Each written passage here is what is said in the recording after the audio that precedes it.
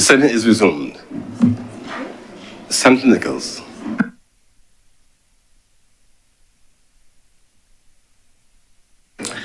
Mr. President, I thank you for the opportunity to address the Senate on its resumption on the bill under consideration.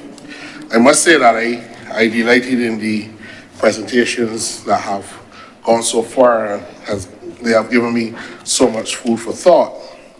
I thought I would spend some time to reflect on what I understand to be the object and reasons for the repeal of the extant Electric Light and Power Act and the provision for the new legislation. And one of the things that is kind of inescapable when you look at the present legislation for the Electric Light and Power Act. This was an act that was passed, as was said by, I believe, Senator Walters in his presentation, in 2013, being ushered in under the last administration and sought to repeal and replace a piece of legislation that was there from the 1800s, late 1800s. And one of the first observations that he would make is that in 2013, when this act repealed and replaced the previous piece of legislation, it made provision for the generation of electricity. And that permeates through the entirety of the legislation. It made no provision at all for storage. It made no provision for transmission and distribution of electricity. And when you hear any of the criticisms of the normal Barbadians who would have invested in solar technology, complaining that they have invested in solar panels on their homes, and they thought that they would be able to sell electricity to Barbados Light and Power and then be making a return because they don't have to pay any electrical bills, and then there's a fuel adjustment charge, and then how is it that they're now supplying electricity to Barbados Light and Power on the grid, but they're still having a bill where they have to pay. The whole thing was sold to them as bringing certain returns. And I think all of that discussion has to go back to the framing of legislation and the framing of policy. You see, the simplistic distinction that Barbados is a society and not an economy, or that we can distinguish between the two, or we can separate them out and have an economy over here and a society over here, seems to be coming back. Because when I was in this place, like Senator Parrish was, and Sir, you were in the other place, we heard a lot of that discussion. And it seemed to me that what my good friend Senator Walters was trying to frame was a discussion that asked certain pertinent questions that Barbadians are asking. But I fear that that is an oversimplification of a very important issue at stake. When this current legislative framework was put in place, the Barbados Light and Power license was extended to 2020. The government of the day chose to put a legislative framework in place that essentially did not match the economic reality, because renewable energy didn't just turn up on in May 2018 when the Barbados Labour Party was voted into office. Professor, I can't remember his name, Oliver Haley, I was going to refer to him by his sweet baritone voice in the university choir. But years ago, when I was a student at university, gave the Sir Winston Scott Memorial Lecture saying when the oil runs out, the sun will still be here. So that to try to make it sound that this was a political soundbite in a campaign that Barbadians were hooked onto, and then somehow hoodwinked into going to the banks and borrowing money, and it is unfortunate. This country has had a long investment in renewable energy from the time of the 1970s and 80s for solar water heaters and down the road. And Barbadians understand that Bajans who have electric cars or hybrids understand the savings that they have made in relation to renewable energy and alternate sources from fossil fuels, fueling how they go about their daily lives. But this legislation was passed in 2013. And the reason why government has sought to bring a more comprehensive bill, and you hear criticisms elsewhere that the government is rushing this legislation. For a long time, I heard the discussion from this corner to the leader of government business. When is the government going to bring the legislation that it is working on or it had promised? And now the legislation has come here saying that it's being rushed. And it is unfair to those persons who have worked assiduously on bringing a more comprehensive regime. And when I say this, the Electric Light and Power Act is a day late and $1 short when it was passed in 2013. Because the license given to the Barbados Light and Power to extend up to 2028. That was what the license was for. But it made no provision for storage of electricity. Are you building out a renewable energy sector and people investing in solar? But at the time, this technology was now setting its way in the world, and we felt that solar panels would give us access to electricity. But at the time, no one really thought about the question about storage. No one thought about the question of distribution and transmission. But by 2013, these were things. And when we look at the legislation, this bill, and it is not a knock on the last administration. By no means am I trying to do that, because this was fit for the time. But at the same time, when we look at it, the supplier of electricity was given a license to extend. So who was this legislation intended to capture? There was no other player coming into the market to provide electricity, to generate it. Yes, it was liberalized. The market was liberalized in law. But in fact, it was not, because the solar uptake that we have in the country was predicated on a different arrangement. And what you have where the grid is filled, I can't use the technical terms like the minister, you have the grid being filled up, and there's no more capacity that the grid can take.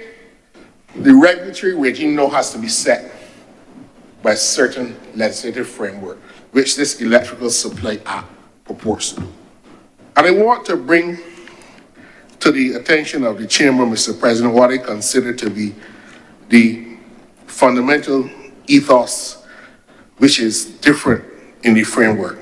When you look at the two and you put them side by side and align them, from the very beginning of the act, you see the distinctions that are being made. And I think a lot of the time we want to just speak to the bread and butter issues. Is this bill going to bring cheaper electricity to my home? But the world does not work like that. And if we try to make Barbadians feel that we can create a piece of legislation that will automatically bring you less light bills in October, then we are not really understanding the complexities of the modern world that we live in. A lot of variables have to be put in place. And I liken that discussion of the right excellent Errol Walton Barrow when he spoke about the national debt and taking advantage of ordinary people and their expectations and heightening them to certain levels. Sir, this bill that we have to consider speaks for the first time to an electricity system for the generation, storage, transmission, distribution, and dispatch of electricity. This goes beyond the concept of just generation alone. And I want to keep it simple, because when the Electric Light and Power Act was passed in 2013, they were talking about generation of electricity. Well, we only had one major supplier, entity generating electricity. So while you were purporting a law to liberalize the sector, in reality, what were you doing? You were not providing for the capacity of the sector to build in its natural way. Sir, I have heard some criticism about the constant references of the minister in the process. And I accept Senator Malibu's genuine point. What happens when we have a minister that's not reasonable? And that is a valid criticism. But I look at it in a different way. I know, because I take these things a little more seriously as a lawyer. The word minister in here does not mean the Minister of Energy, even although the bill says minister shall mean the Minister of Energy.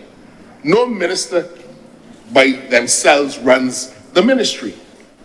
And perhaps, and I'm sorry that Senator Reverend Dr. Rogers is not in the seat, because we sat on the Constitutional Reform Commission, and I am not going to bring tales out of Scooby. We will lay our report on Monday before Her Excellency the President.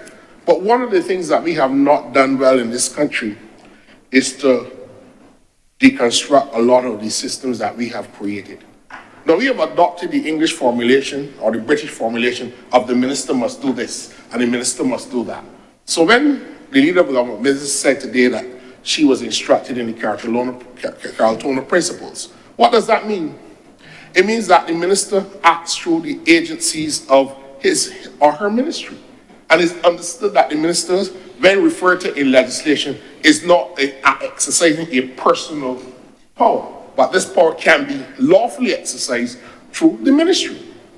And it begs the question, when you evaluate the extensive amount of work that is required to manage this supply of electricity under the legislation, whether or not we ought not have been creating an authority and giving them the expertise. I'm not saying that the civil servants cannot do this work, because we received a briefing from experts within the ministry, persons that I know who I went to university with, who are well versed in these areas.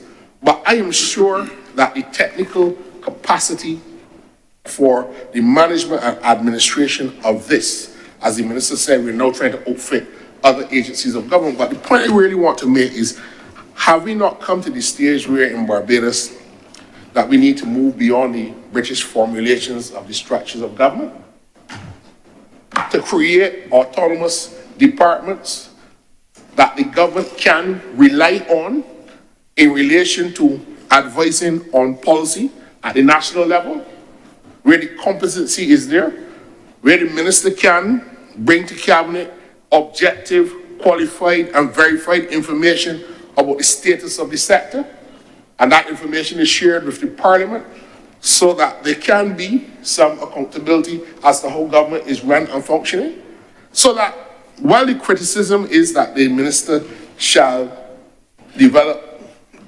and direct the planning, development and monitoring of the electrical system, I understand the criticism that the minister now might be competent, that there may be no minister that reaches that level of competency in the future.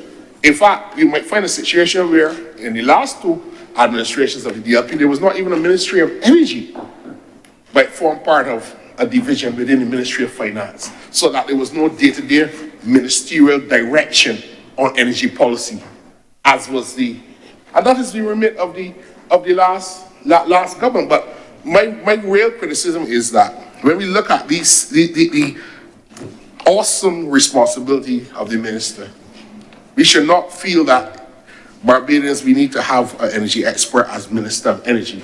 This work is being done by the expertise that exists within the government department of the Division of Energy, and we have competent people there, competent advice there. So that perhaps we need to start working to reform the public sector to ensure that we're not talking about the minister, but we're talking about autonomous departments that can fill the breach and advise government and be responsible to Parliament to give advice when we have to come to deal with these complex pieces of legislation.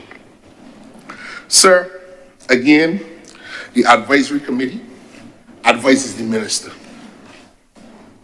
It looks innocuous, and I understand the criticism that you might want to have a committee that the minister can rely on, and is not a rubber stamp body that just does what the minister says or presumes. Well, we understand what the government's policy is. We don't want to anger the minister who appointed us. We're grateful for the little pick that we get, and therefore there is no real independent, autonomous advice from any technical expertise coming to the minister. That has not been my experience. In fact, I think the minister will tell you some of these people who serve on these committees are overwhelming you with the level of expert knowledge that they have.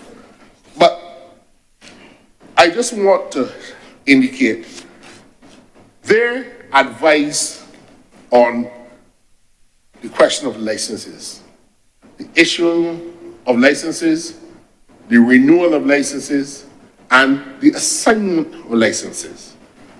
And in Section 8 of the Act, it states that very clearly, so that when renewal is mentioned in the Act, you don't have to mention the committee.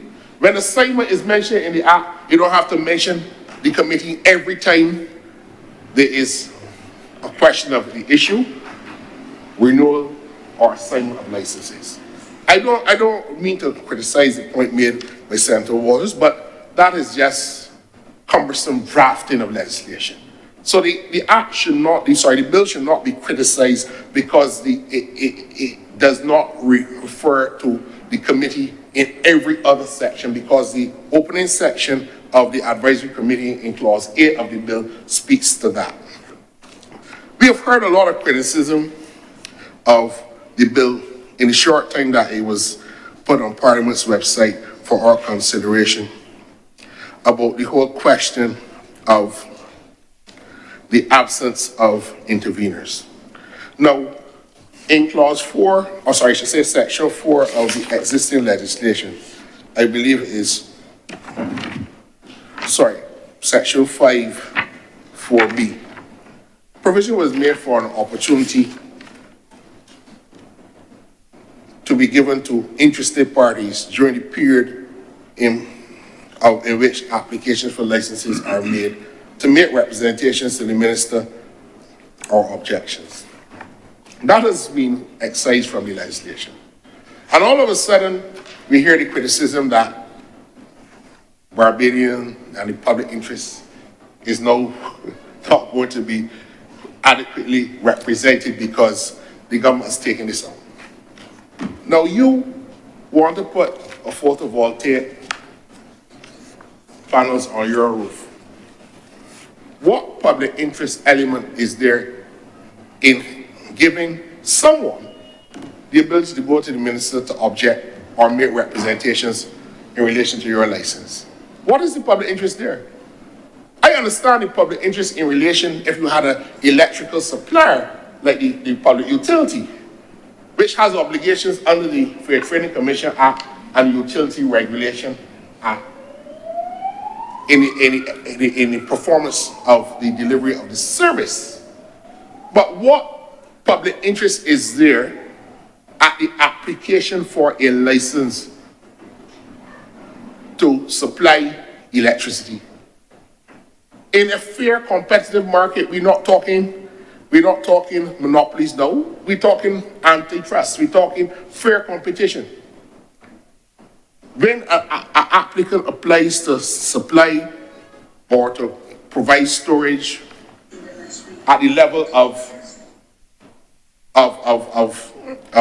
ordinary household or even a business, what is the interested party? What is the interested person? Could you imagine when we talk about attracting the level of investment, and not only investment in terms of dollars, but investment in terms of technology that we don't have in this country, that we want to exploit the wind, we want to exploit the sun, we want to exploit the waves and all the technology so that we can survive in this world that we are in? Can you tell me that we can plan a future for the next 20 years to depend on fossil fuels in Barbados? We understand the price of oil has gone down. We don't control the variables for oil, Brent crude on the international market. We don't even really understand why they go up and down. Because sometimes we hear that when there's a war, the price goes up. Wars all over the place now. Israel now starting war with Lebanon, but the price going down. But can you plan the 20, 25-year, 30-year future for Barbados on the basis of fossil fuel alone? Will you tell your children that as a legislator, you've participated in a debate where you have scoffed at the idea of renewable energy being part of the paradigm for how we plan out the orderly development of the country? Do we understand the ramifications of dealing with that? These are questions that have to be asked based on the questions that were asked to the government, and to show that the policy dice that you want us to roll is not as simplistic as a question of oil going down, everything in Barbados must go down at the same time. I am not a financial expert, and I can't tell you that I can delve into the futures market and these kinds of considerations. But I would certainly want to make the point that any investor who comes into Barbados,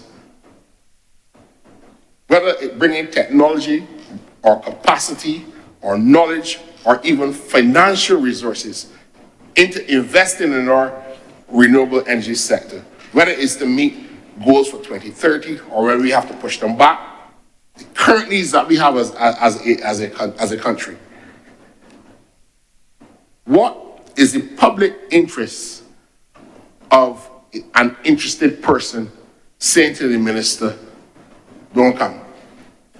Now I understand if there are environmental impact considerations, because those are dealt with at the town planning stage. You still require town planning permission to erect these installations.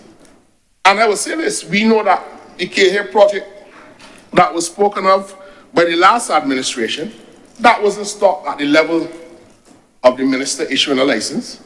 That did not get through the environmental impact stage.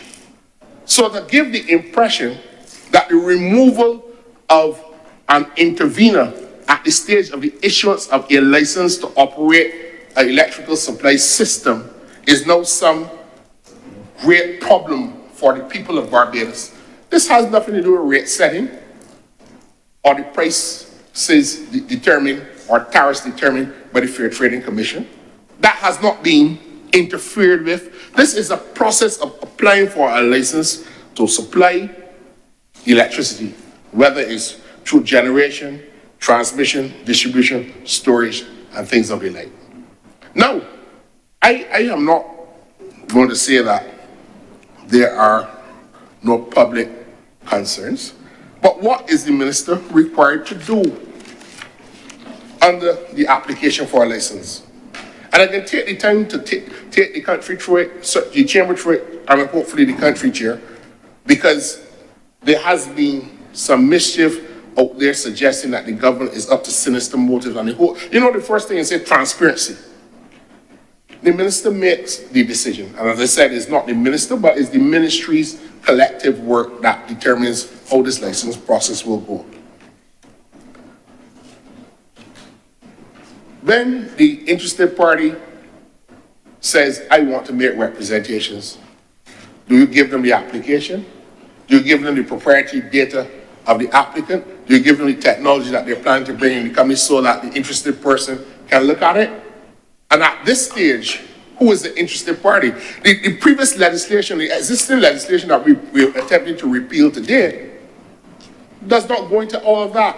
And I'm informed by lawyers who advise in the sector that several opinions have gone out since this bill was passed, this was passed into law since 2013, speaking about the problems that this section has caused. Because no investor is going to want to come and give up their proprietary data and information about their business systems just because some unknown person, an interested person, under Barbados law. It doesn't happen in Jamaica and St. Lucia where this is regulated by similar pieces of legislation.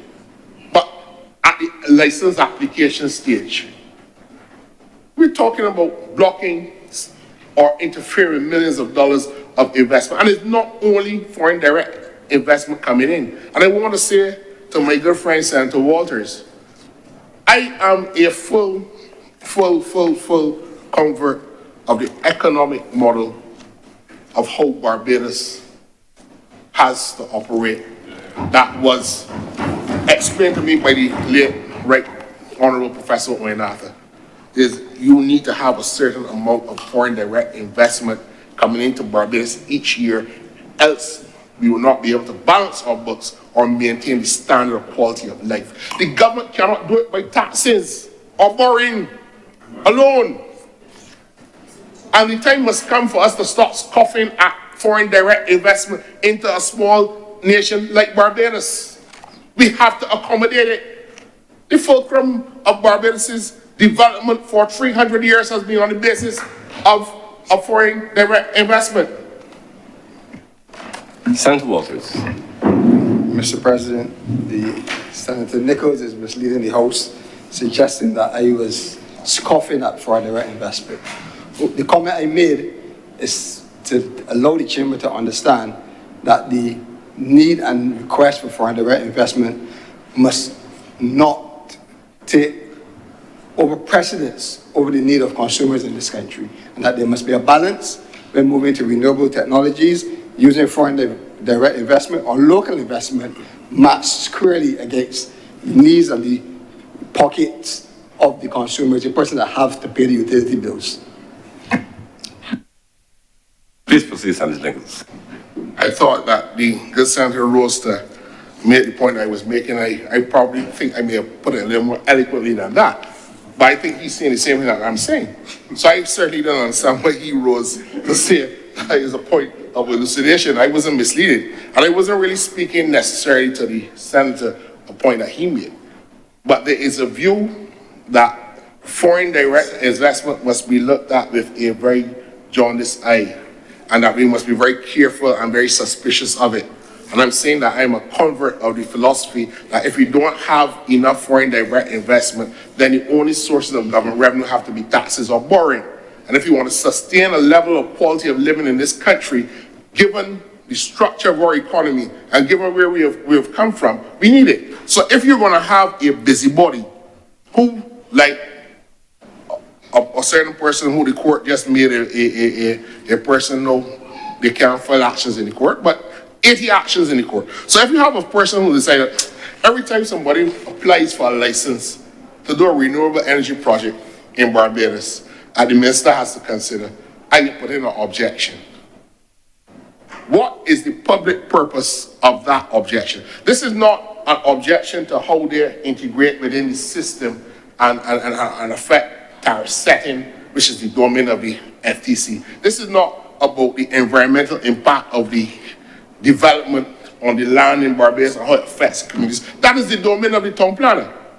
This is the question. So you're going to ask the minister, or I want to see if they have the financial wherewithal to run the project.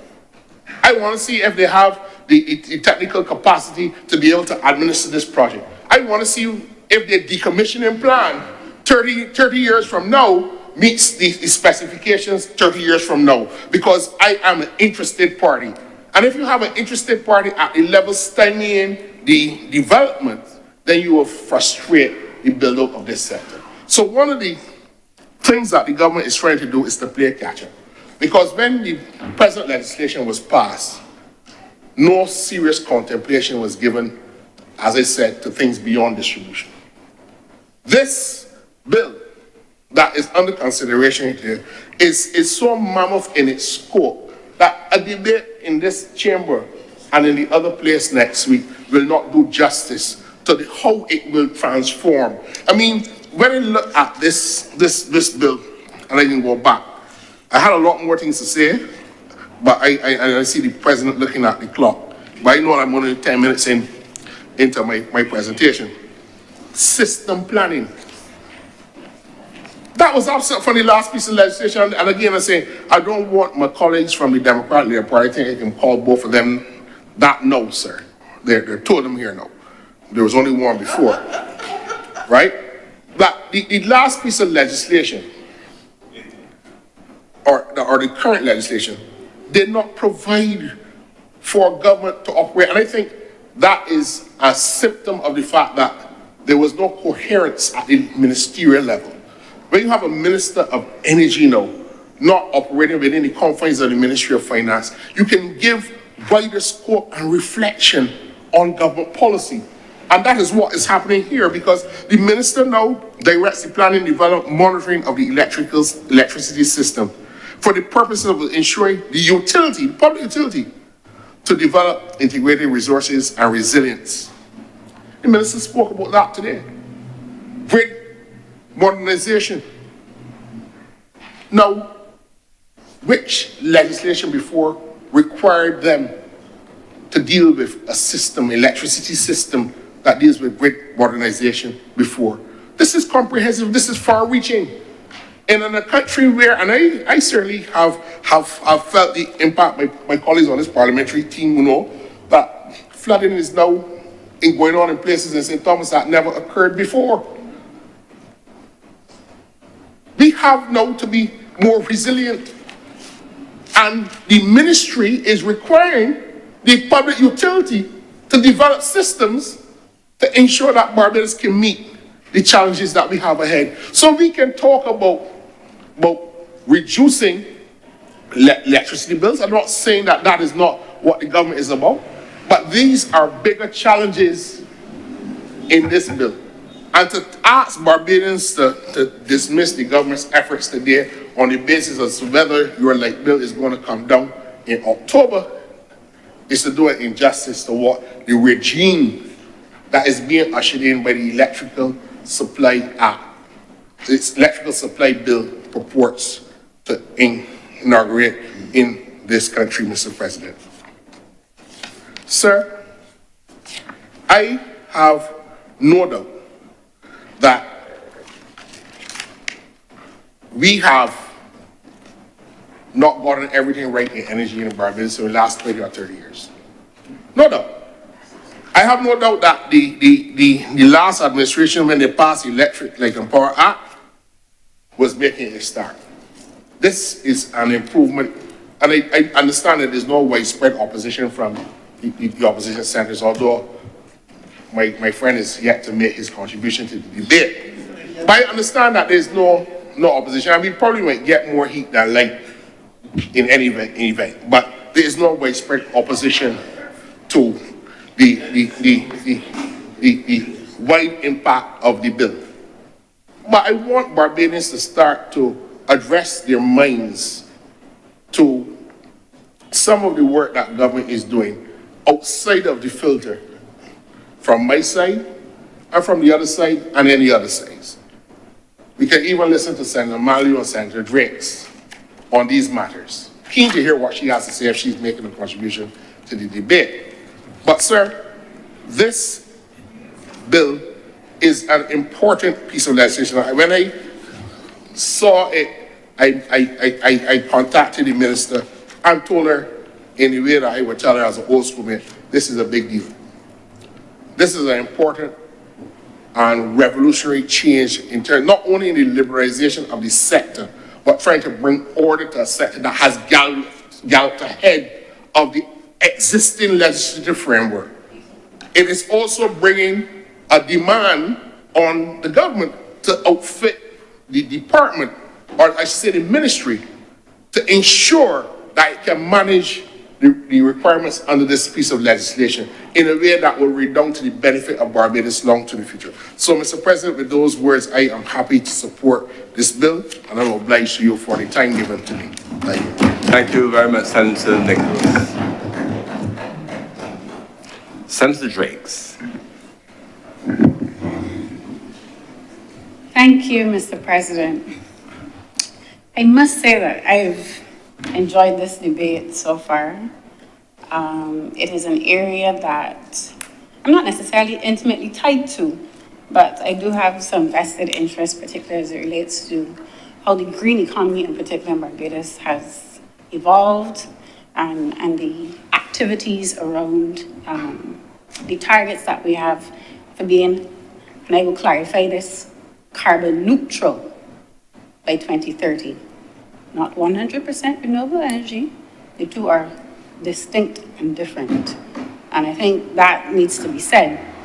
But nonetheless, Mr. President, the leader of government business did a comprehensive overview of the bill. And the Honourable member Senator Walters, I believe, brought some good issues to the table as it relates to bringing the bill to the reality of what a lot of Barbadians feel in relation to the cost of energy in Barbados. And Mr. President, I want to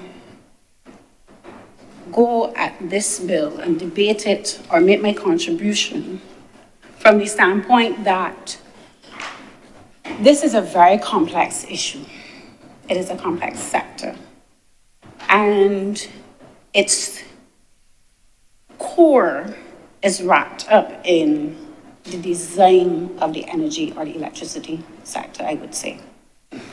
And I say that because the design is primarily based on 3 areas, and we've talked about them today.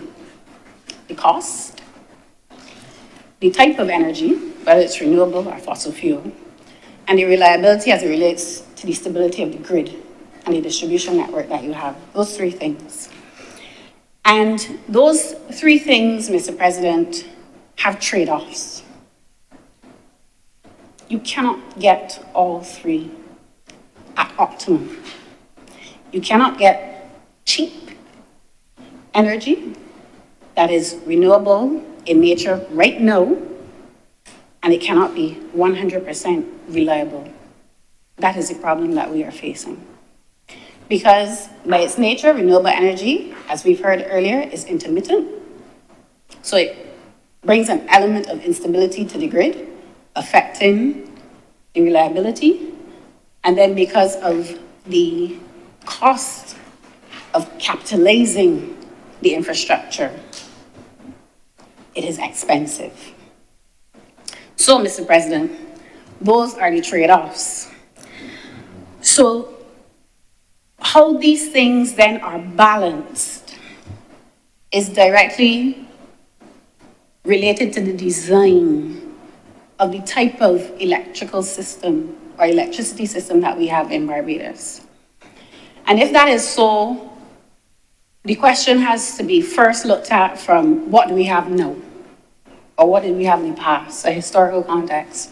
We had a public utility that generated, transmitted, distributed, sold electricity to all of the end users. You got your bill in the mail, you paid it, and that was how the design worked. You had a public utility that was a monopoly, that had a license, and they did everything in relation to generation, transmission, and the supply of electricity.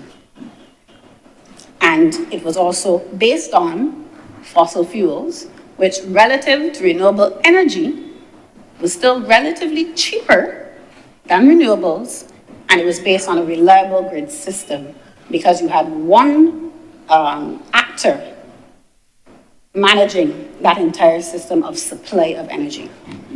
So that was the design. Because of the environmental concerns that we have globally, and Barbados, and rightly so, wanting to play its part and being a first mover and being at the forefront of best practice, we then said we wanted to move towards being 100% renewable energy supplied. And Mr. President, what that meant was a significant and disruptive transition from the old design of the electricity sector to a new design, which to my mind, Mr. President, I'm not even sure we truly understand what that design looks like. I could be wrong, but based on how the sector has moved ahead so quickly in relation to private sector interests, the technology, I'm not sure we understand what our electricity system looks like in 2035. I'm here we do. 2045, that may be an unknown because of the type of technology that we're dealing with and the pace that is being developed. But what we do have is an interim period that we are in, which by nature is disruptive, and it gets messy because you're dealing with a complex system. And there are various iterations that will happen along the way. That, Mr. President, in terms of design, is where you have renewable energy being onboarded. It is intermittent, so there will be some issues with, again, reliability in terms of the stability of the grid, costly upfront. As we have heard today, and we all acknowledge that this will not be a cheap transition. And, Mr. President, we will still have to rely primarily on fossil fuel, oil, by and large, for the next 5 to 7 years. So there's still that cost element or external element of cost coming in that is being imported, because we still will be importing oil from outside to sustain our energy demands. So that mix of renewable energy, fossil fuels, IPPs, independent power producers coming onto the grid, it all creates a level of disruption, Mr. President. And that is what we are experiencing at the moment. Mr. President, if then you cannot have all three things at the same time, if there are trade-offs to be made in relation to cost, reliability, and the type of energy that you have, it then has to be the question of how do you rationalize the sector in the interim until you reach the point where you want to be. And I'm happy that in this legislation that there is a dedicated section, Clause 5, we heard about it by Senator Nichols and Senator Cummings, that we are establishing a systems planning unit. It is critical that that unit is established. There was mention of a grid modeler. Mr. President, I cannot stress to you that unless that is established and functioning with all of the data requirements that it needs, we are going nowhere fast. We are going nowhere fast. Because, Mr. President, at the moment we have a number of small IPPs on the grid. We have a number of applications that are approved, but not on the grid, Mr. President. And all of those persons have an expectation of a return on investment based on the feed-in tariffs. That is the reality, Mr. President. But if those smaller producers do not make up a significant amount of the energy that is produced, you still have a responsibility through the public utility to produce electricity. So there is a balancing act that needs to be had. And I think, Mr. President, Barbadians don't have a full appreciation of that balancing act. And I'm hoping that today, based on the contributions from both the government side and the opposition side, that is the message that comes out in this debate. It will not be perfect, and it will not be cheap in the short term. In the long run, that's a different story, because we all know that sometimes once investors get accustomed to a certain level of return, they find other ways to build in costs to pass on to the consumer. So instead of your usage being the bulk of your bill, it might be things like management fees, grid fees, this fees, the next thing. Mr. President, you understand where I'm going with this?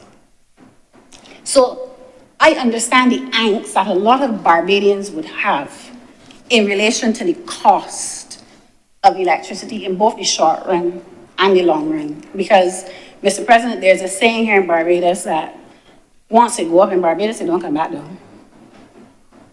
Once it goes up, it does not come back down. But, sir, in saying that, I want to also highlight that there's another element of the system that also is not being taken into consideration in terms of the cost to the end consumer. And that is those who would then onboard storage. That discussion in the full public domain has not been had, Mr. President. So there are a number of elements that still need to be integrated from an engineering standpoint, but from the economic standpoint, have not been fully fleshed out, discussed, and understood by the country.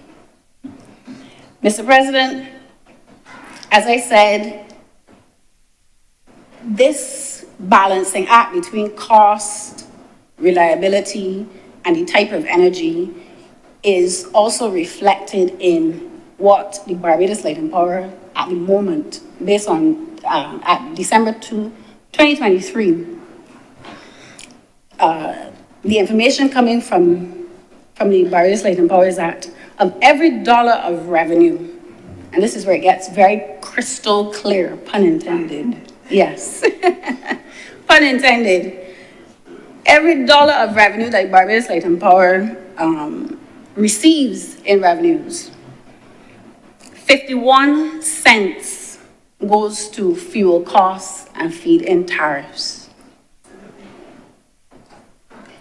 51%. So half of the revenues that the Barbados Light and Power collects goes to fuel costs and feed-in tariffs.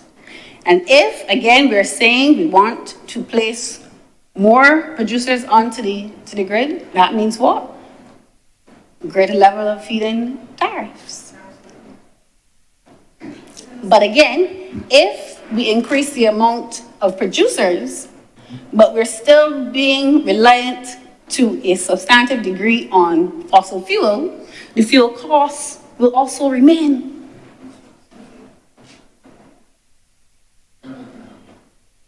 So there is an element, Mr. President, of what the consumer will pay in the short run that I genuinely, and I asked this question, I think it was in the last bill that we spoke about. I think there was an amendment to this bill, to the previous bill, the act. And I said,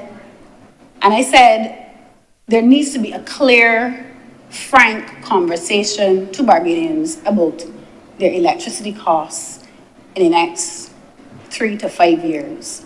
Because the economic argument around moving towards renewable energy was that we were going to save foreign exchange because we are no longer going to import the level of fossil fuels that we had in the past, and we were going to save that foreign exchange, and therefore there was an economic argument. But if in the interim,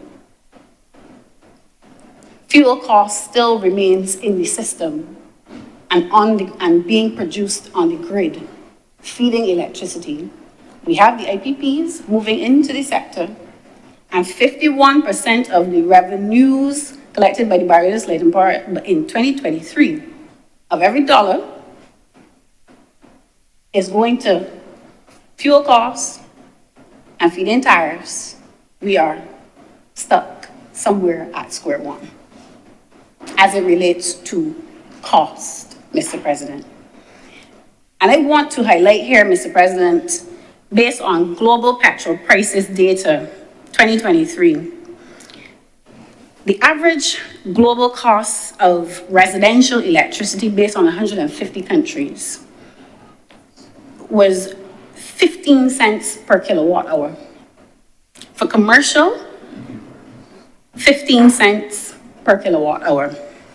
Sorry, Senator Drake, just to be clear, in what currency? US. US dollars. US dollars, Thank you. Mr. President, so that there's a parity across when I speak to different countries. The global average in US dollars is 15 cents per kilowatt, or you can round that off to 16 cents for residential rates per kilowatt hour, and 15 cents for commercial. In Barbados, Mr. President, it is US 31 cents per kilowatt for residential rates, and 37 cents per kilowatt for commercial. And that is based on a number of things. The small size of the market, the tax regime, the cost of energy from Barbados from anywhere in the world in terms of shipping costs, Mr. President.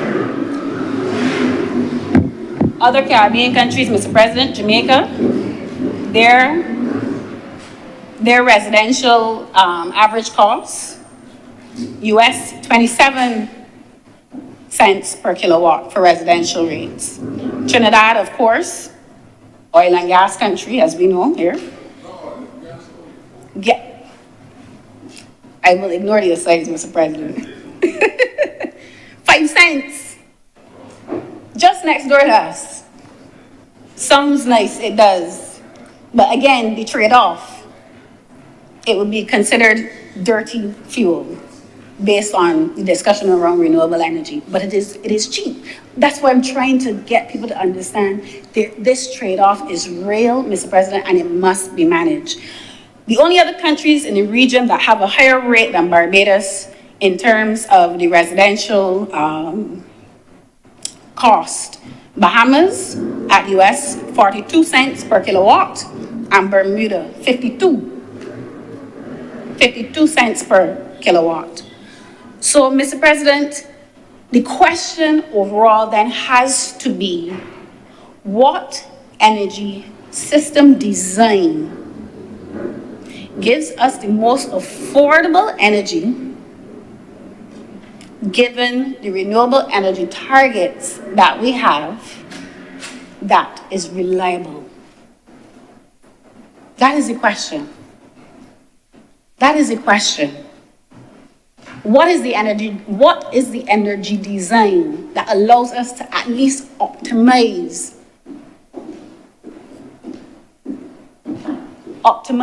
our ability to move towards renewable, get the price down, and still maintain a reliable grid that allows for the smooth day-to-day running of Barbados? Because from the time you have an unstable grid, everything goes haywire. Ask the people in places like South Africa that have to do load sharing, where you have to shut down one place so that you can bring online another place. Load shedding, sorry. Right? You cannot manage an economy, you cannot manage a society, Mr. President, with that type, especially in Barbados where we're so small. We cannot manage our electricity system in that way. So there needs to be reliability. But Mr. President, that question around cost, around reliability, and around renewable energy is impacted by some other things. We know that we have a quarterly report by the central bank governor. And the sole mission from both sides of the aisle, I think they would agree, is that Barbados must grow. But in order to grow, you need energy. In order to grow, you need energy, Mr. President. And then what type of energy mix is appropriate, given the new technologies that are coming on stream? In addition to that, I think a conversation around the number of players in the industry and the size also needs, and the technology needs to be considered. The producers, the storage providers, all of those things need to be taken into consideration as it relates to design. And then, on top of that, the geopolitical conditions. Senator Malu raised the issue this morning, earlier, about China. We have the US gun-ho ready if drill, baby drill. So if we have a situation where the price of energy or a barrel of oil, the price of a barrel of oil drops to $50 US, you know how many countries, Mr. President, can put renewable energy targets on hold? Just that one factor. So we have to decide what we are going to commit to. I believe that there have been iterations of the Barbados National Energy Policy that has chart a way forward. Clearly, there is a lot happening in this space, and we may possibly now have to reconsider timelines and targets. There's no bigger proponent for the green economy and utilizing things like wave energy than Senator Drace, Mr. President. However, there's a sobriety that needs to be had as well, and practicality. Because if we are moving in a direction where Barbadians cannot afford the transition, then we have to relook. How are we going to balance the type of energy that we're bringing on board for Barbadians to consume and the cost of that electricity? The cost of that energy, and then by and large, the cost of electricity, Mr. President. Sir, if we are saying that these things are not mutually inclusive, we cannot have it all. And we are living in a time where the cost of living across the globe, not just Barbados, across the globe. You talk to anybody in the United States, United Kingdom, they will tell you, or if you just travel outside of Barbados, you will realize that this is a global problem. Granted, Barbados has the ability through its tax regimes to impact and affect the cost at things like pump. That is something the government can do in terms of policy and relief.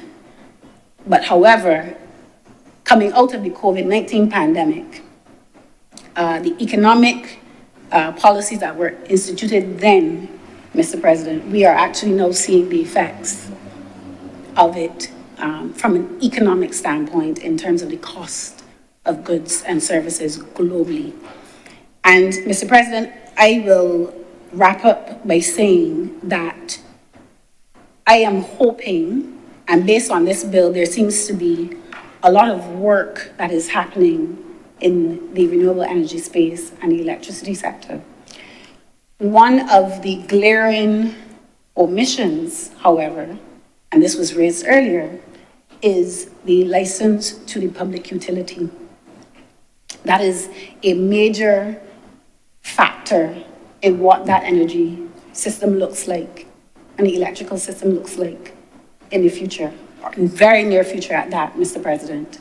And I think that it is the government's responsibility to be frank and open about what are the plans as it relates to the public utility, and how that then will affect consumers at the end of the day. Because as I've noted, if we are billing in costs that both includes fossil fuels and the feed-in tariffs, then do we have to then look at things like subsidized rates for lower income housings, for instance, households that have greater than 7 persons below a certain income bracket?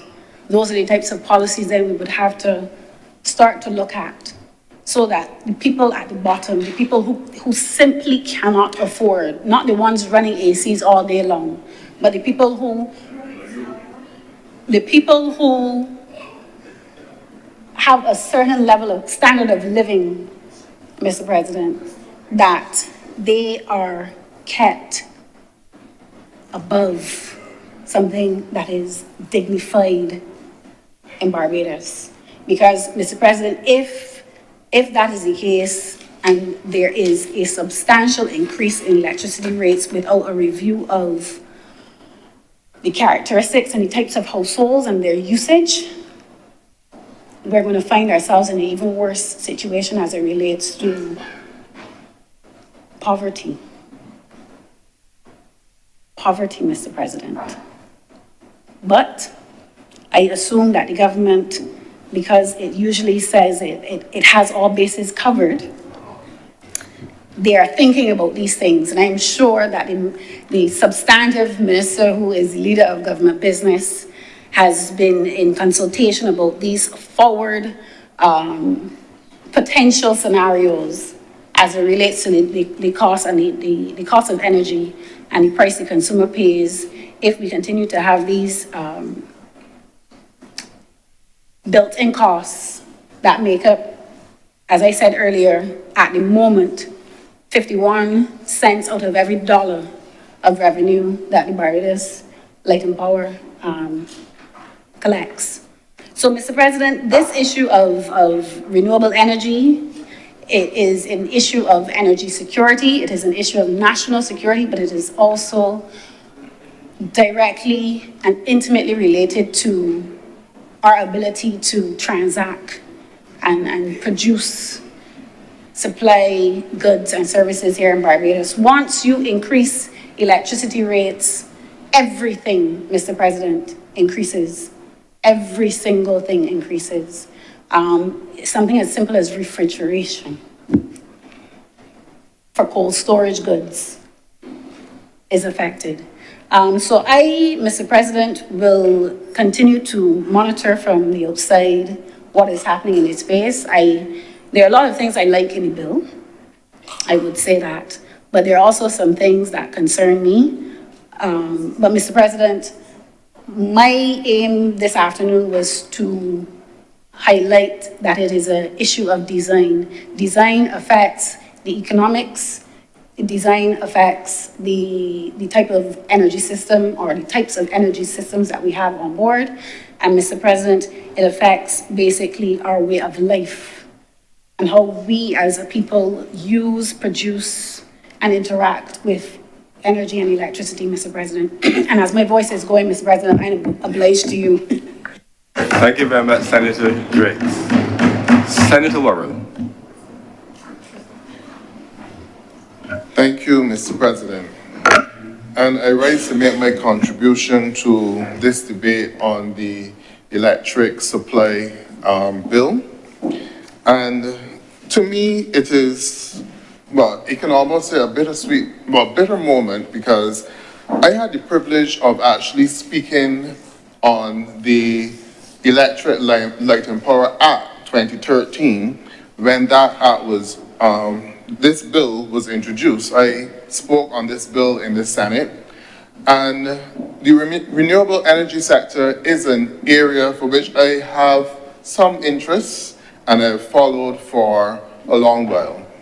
And I can tell you as been said before, in terms of the intention behind this, the 2013 legislation, because at that time, renewable energy supplying to the grid was not something that was widely done. In terms of utilizing solar panels, that was the extent to which we went at that time. But in 2019, we would have done an assessment of the possibility for integrating renewable energy into our power generation. And we found that there was tremendous scope for it, and also scope as well too for switching out some of the utilities that we utilize, like the lighting and all of those things were put in place. So hence this act came into being in 2013, which started a new sector within Barbados, the renewable energy sector, which many persons had benefited from in terms of being able to place solar panels at that time on the roofs of homes or businesses and receive payment from the Light and Power for supplying them with energy to the grid. So there was a basis for it, and it was more or less taking us from a period of time where we focused mostly on fossil fuel to offering other alternatives to power generation within this country. And at that time, we must recognize that this is an industry which continues to change, as Senator Cummins would have mentioned. The technologies would continue to change, and you had to do feasibility studies at that time to determine what was the best course of action for a small island developing state such as Barbados to take, recognizing that we are not a state in the US where we have the capacity that any excess power we can possibly wield to another state. We are not a state in Europe where any excess power we can possibly wield to another country.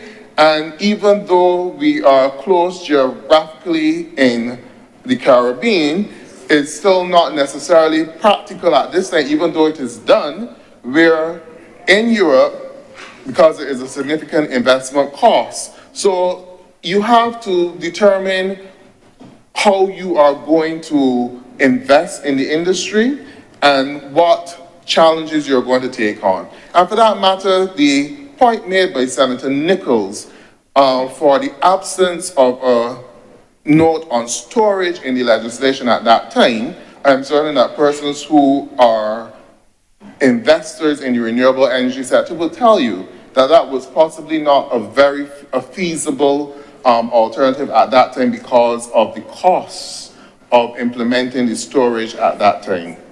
But now, over the years, especially since there is a trust to integrate more renewable energy, we've seen a reduction in the cost of the solar panels and all of the inputs required for that. And we've also begun to see a reduction in the costs for the implementation of this battery storage. Quite frankly, we have quite a bit of battery storage driving around the country on a daily basis. So you have the cars and you have the buses, you have a sanitation truck, you have other things I understand that could be possibly used for storage. So now the idea of storage is now a reality that a small island developing state such as Barbados can tackle. And for that reason, I can understand why there is legislation to speak to storage now in this bill, because legislation has to be implemented. Legislation has to be implemented. So it doesn't make sense in speaking about legislation that you cannot feasibly implement, or the cost of implementation of that legislation will become a prohibitive burden on the people of the country. All of these are things that you have to take into consideration when you are putting together or drafting a piece of legislation. How will it be implemented? How will it work? And the impact that it would have on the citizens. And it's for that reason that I listened very carefully this morning to Senator Cummings in her introduction of the bill. And yes, she did spend a lot of time in terms of going through the actual drafting of the legislation, even though there's not much new to the legislation compared to the 2013 legislation. And even from the time I read it, I wondered, why didn't we just simply amend the 2013 legislation to include the one or two new pieces pieces which are now within this legislation. Because when I read this legislation on the Wednesday night, I was preparing for the meeting on Thursday, it was almost like a bit of deja vu. I said, I do prepare, and Mr. President, I do prepare, and I do read, even if in some instances it would just be to gloss over some things. But I did read through the legislation. It was a bit of deja vu, because I said, well, a lot of this looks very similar to the 2013 legislation. And I wondered why the government, even, I know that most people boast that this is probably, this government boasts of being very highly academic and skilled and everything. But I mean, have you, but sometimes you may overestimate your, sometimes you may overestimate your ability in trying to actually reinvent the wheel, because you had a piece of legislation which is there. And I've noticed this oftentimes with legislation brought to this chamber, that it is almost to try to rewrite history by giving the legislation a different title, because that's all that you have done. which I don't know Senator Nichols as a legal person in here in terms of drafting and the impact that this may have on the court system, and in terms of person researching the legislation in the future, because you could have been a little bit tidier in maintaining the name of the legislation so that anyone who is interested in the sector will be able to easily find the changes and the amendment to the legislation. Because you know what?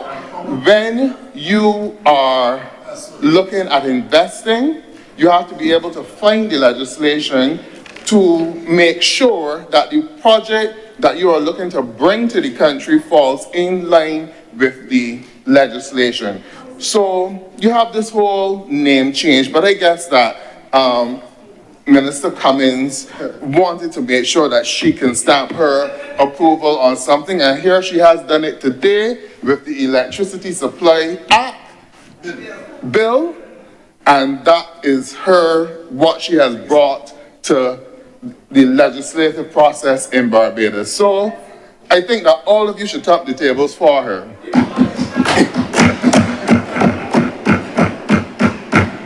But I also want to say that we cannot give people the false hope that changing legislation changes the reality within the sector.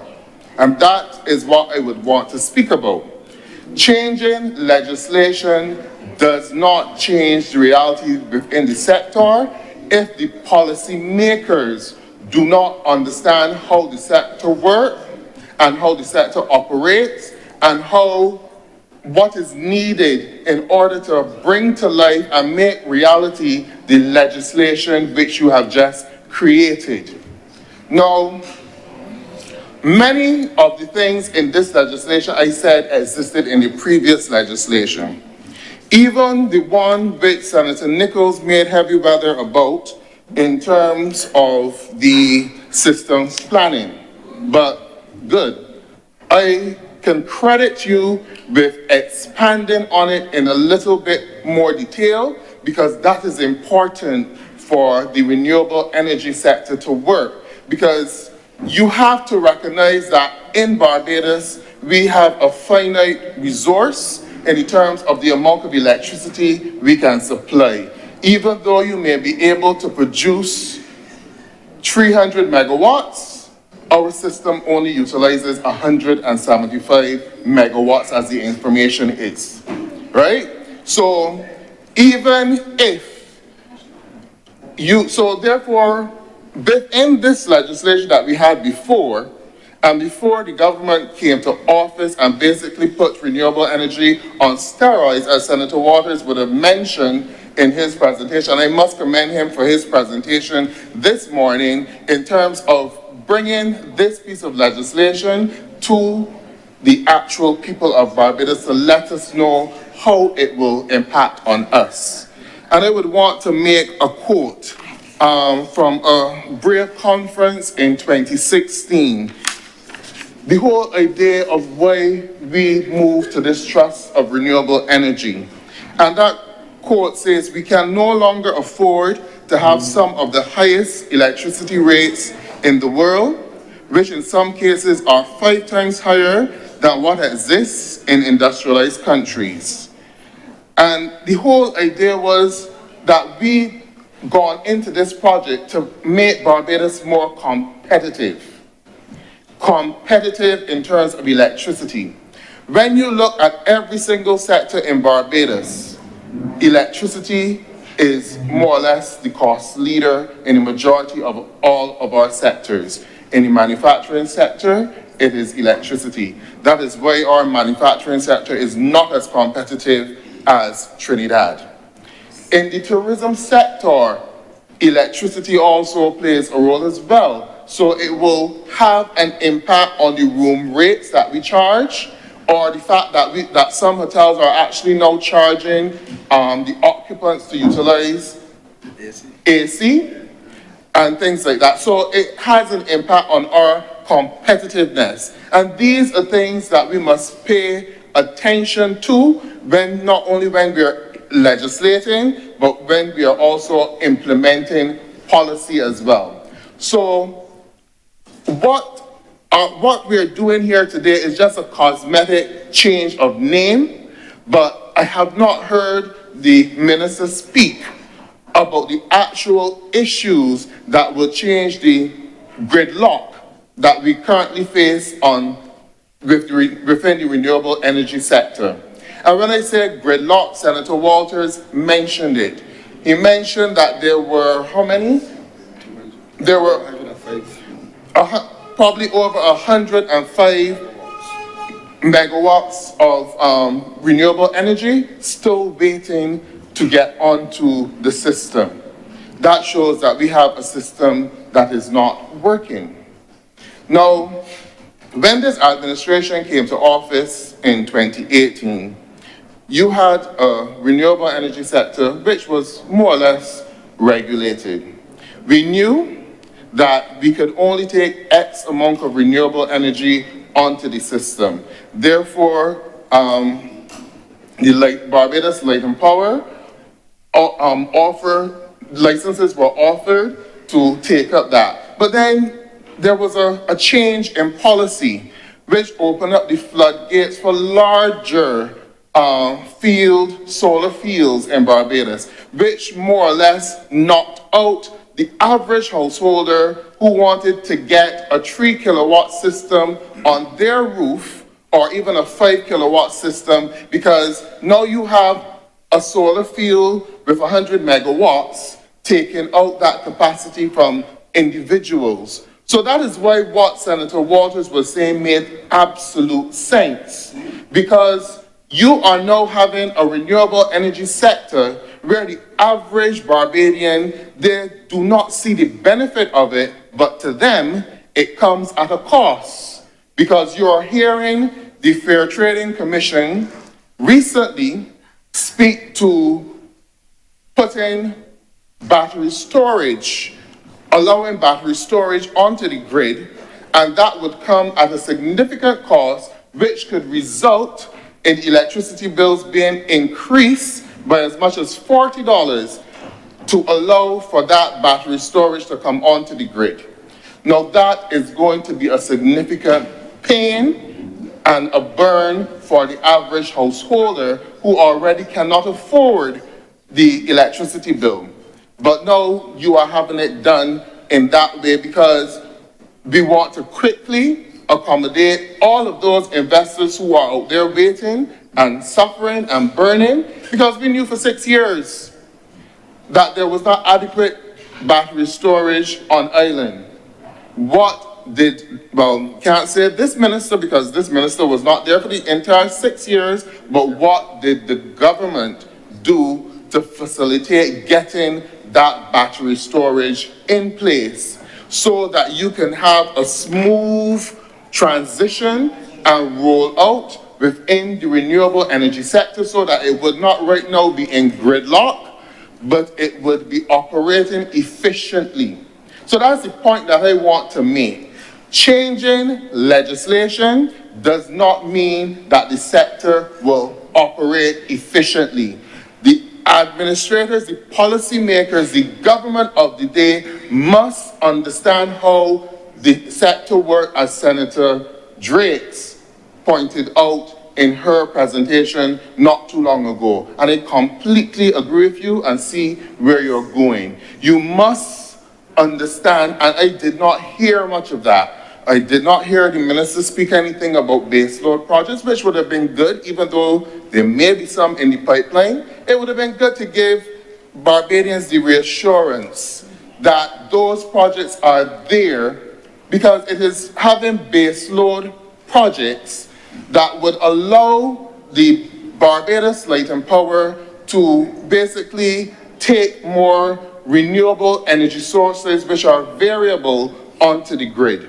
Because the baseload projects are consistent and they do, you can ramp them up or turn them down based on the need. But majority of the renewable energy projects that we use now are variable. You have to depend on, as Senator Cummings would have mentioned, the amount of wind in the area and also the cloud cover as well. So these are things that I was hoping to hear more of from Senator Cummings in her introduction, but she'll probably get to it in her wrap-up and give us some reassurance. But this is a comprehensive piece of legislation, and it is a set to, well, I cannot put down the legislation because it's basically the same legislation. It is basically the same legislation as 2013. So it is basically the same legislation as 2013. It's just that it has the stamp of approval of Senator Cummings now. Basically the same legislation as 2013. So you can't go against it. You can't go against it. All I'm saying is the point, cosmetic changes do not bring any efficiency into the sector, and that is what Barbadians want. Barbadians want to know that we have a renewable energy sector which they can benefit from. A renewable energy sector which not only reduces the dependence on fossil fuel, but they should also be able to feel it, because energy drives the economy. So you should be able to feel it in the cost of living in this country. And just as Senator Walters mentioned, the cost of living including the price of energy at the pump, the cost of living including what we pay for electricity on our monthly bills, and all of those things, because it impacts in transportation, it impacts how much the producers here in Barbados, what it costs for them to produce, not only manufacturers, but we offer the service sectors as well in terms of the hotel industry. So energy is not something that we should scoff about and get into this notion that if to bring on renewable energy, we must expect an increase in costs. I think that we need to ask the question, do we need to bring on every single bit of renewable energy, or do we need to bring it on all now, or should we phase out, give ourselves a little bit more time so that Barbadians can actually feel the benefit in their pocket just like everyone else. So we need to hear these things from the minister as she articulates the bill, so that we would know that communities that want to have households that want to get a 3 kilowatt system or even a 1 kilowatt system, but still that there's room on the grid for them. That is not there now. So how does the minister plan to address that? That you don't have to wait 6 months, a year, 2 years, or 3 years to get approval for your system, for the person that may just want a little 1 kilowatt system. We can't even depend on the Hope houses, which were supposed to be offering some sort of component with regard to renewable energy. Is that not the case, Senator Nichols? Through you, Mr. President? So we can't depend on that either. So these are questions that we really need to answer in here, because what we have seen is a renewable energy policy which has bypassed the average Barbadian and has gone more to the larger businesses and the deep pocket investors. That is not the equitable distribution of this industry. And even though you speak to it in this legislation in terms of including local investment, it needs to be more operational. It needs to be something tangible that you can see in terms of making sure that every single Barbadian can benefit from this investment in renewable energy. I applaud the fund, because and there's nothing novel about it in terms of the System Benefit Fund. And there's really nothing novel about it, because I think we had a similar fund here where we would have allowed companies to do energy audits. And also we had a complete program throughout Barbados where Energy Smart Fund, correct, thank you, where households were able to change out their lighting to LED lighting. to see a reduction in costs. So anything that can help householders recognize a reduction in costs, I would applaud, and I'm hoping that this fund would do just that. There are some issues though with regard to, now Senator Nichols also made the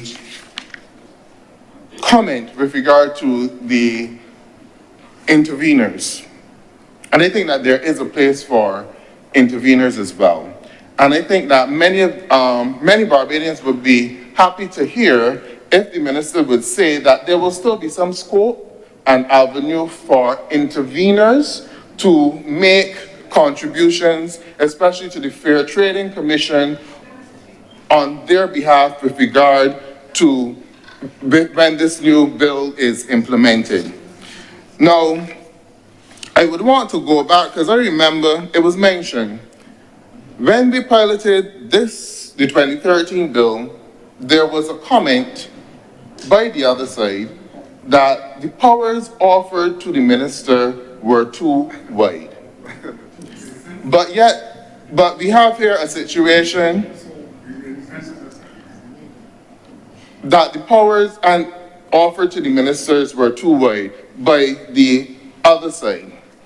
Now, we have a bit of legislation here where it seems as though the powers offered to the minister are limitless and they go without bounds.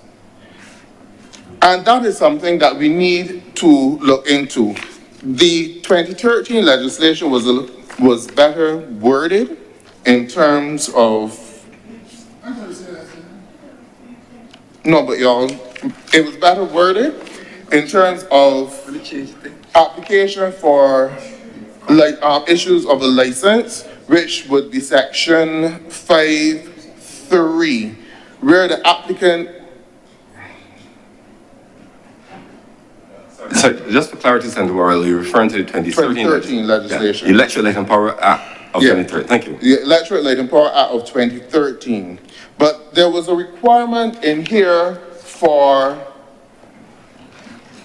an applicant coming as a utility to actually be published in the paper for 3 months so that the public would know what is going on and who has interest, because operating a public utility is not the same thing as operating a mom and pop shop.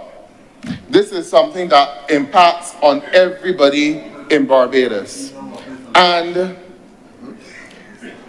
it is necessary not only because the legislation speaks about transparency, but it stops at transparency at the point where it speaks about transparency in terms of the revenue, which is Clause 3D, promote transparency in the identification and allocation of costs and revenues within the electricity sector. But why didn't we just go a step further and also the issue, who are the players who will be operating within the sector as well? We all know today that the player is Barbados Light and Power, who controls the grid.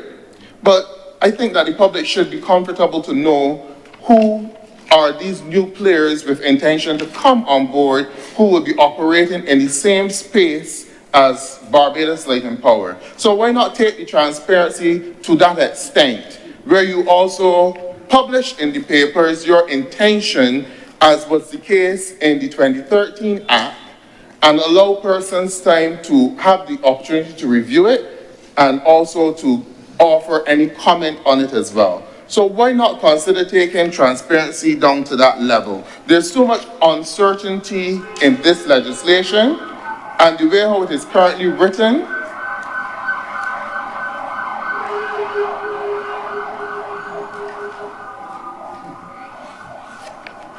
the way how it is currently written, the minister can hold that information close to well, I wouldn't say her because the minister may not always be this Senator Cummings, but hold that information close to their chests for a very long time, and then the country only knows about it at the last minute when you cannot have an objection to it, or it may be too late to make a change. So the public have a right to know. And understand this is an industry where you expect stability and you expect that the persons coming in to operate will have the technical ability to do the job so that we can maintain a stable grid. So these are things that we need to look into. There's also the competitive bidding being spoke about, and also the committee which is formed by the cabinet to review these competitive bids. Now, the question is, why do we need to go that route when there's already legislation which speaks to procurement in this country? Legislation which was recently updated where a PS is allowed to do procurement up, it was shifted from up to 100,000 to 200,000, and then there's a procurement committee put in place. Why do we need to put into this legislation a separate method of procurement, and we have not identified the individuals who would constitute the committee? It seems as though the individuals who can constitute the committee can be changed at the whim and the fancies of the cabinet.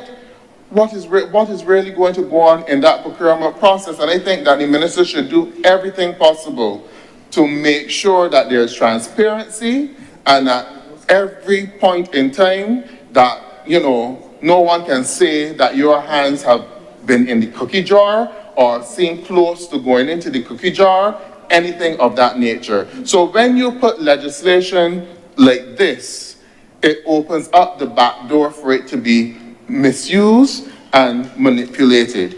So that is something that I would want for the minister to pay attention to as she goes through the legislation. There's also the obligations which Senator Walters would have mentioned before in clause 12(2)(b). The obligations, which seems a bit strange, include in a license a condition requiring a licensee to comply with such other obligations. What are these such other obligations? Whether or not relating to the activities authorized by the license, as appears to the minister to be necessary or expedient for the purposes of this act. That gives the minister too much leverage in the process, especially in a process where you are bidding for a license and you are at the disposal, more or less, of the minister in order to obtain this license. These are things that should be regulated by the committee. And there's also the may within the legislation, because in some instances it does not say that the minister has to take the advice of the committee. It says may, when in the other legislation it said shall, which means that it has to go through the committee. Extensive committee was already in place to do these things. Why not utilize these functions and not put too much at the discretion of the minister? Your time is up. Please wind up.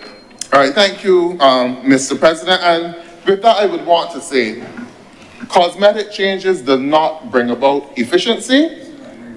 And I will say it again because it is important, and we need to hear from the government how do they intend to deal with the gridlock in the renewable energy sector so that it can continue to bring in the much needed foreign direct investment which Senator Nichols spoke to. So just changing the name does not mean that you have fixed the problem. Thank you, Mr. President. Thank you very much, Senator Warren. Thank you. Senator Blackman. Thank you, Mr. President. I rise at the late hour in the debate, but I felt it necessary so as to put on record a few things. But I want to, first of all, use this occasion to welcome Senator Worrell back to the chamber. Of course, he was here in a different era. But it's interesting, Mr. President, that in his first presentation in this dual dispensation, that he chose to, in my view, try to sanitize what we now know as the lost decade, in trying to suggest that the legislation today is really a carbon copy of what was there before, and nothing could be further from the truth. But equally, one of the things that I note is that his senatorial leader sat and looked at him almost as if, as my man, we were talking about. So therefore, I believe that we're in for some very interesting times. But that notwithstanding, I want to preface this debate this afternoon in terms of my contribution in the context of the future of Barbados. And why so? There can be no future of our country, or any country for that matter, without certainty of a number of things. Food security, citizen security in the context of national security and peace, and equally, energy security and energy independence. And this debate and this bill today, therefore, finds itself within that third limb of energy security and energy independence for Barbados. And why is that important? We would have heard the question being asked by the leader of opposition business. Why is it that we're looking to have a thrust towards renewable energy? And I touched on a few, but I want to repeat them and add a bit more. One, as we all know, and as we've heard extensively today, the aspect with respect to the importance of the environment. There's no secret, we live it, we feel it, that Barbados and countries in the Caribbean continue to be on the front line of the climate crisis. But equally, with respect to fossil fuels and its negative impact on the world, one of the things that I remember in my tenure abroad is that one of the things that has to happen when you're a country that advocates for a particular course of action is that you use your moral leadership, which Barbados has around the world on the issue of sustainability and energy and the climate. But what you invariably ask other countries to do, you must do domestically. And it must be a part of your example and say, hey, I'm saying to you in the world, this is what you should do relative to the issue of the climate crisis and ensuring that we change our behavior. And Barbados, led by Prime Minister Motley and this administration, continues to put its mouth where its money is with respect to this issue of energy. So today's debate isn't just only about electricity, as the name would suggest in the bill. This really is about part and parcel of a broader strategy of the government with respect to energy security and energy independence as a nation going forward. And secondly, of course, the importance of why the move towards renewable energy is, of course, the savings of foreign exchange. I remember as a young person coming up, you would turn on your TV, whether it be CNN or BBC, Al Jazeera, you name it, and you would see all of the different discussions and angst in the international market with respect to the cost of energy, the rise in the price of oil.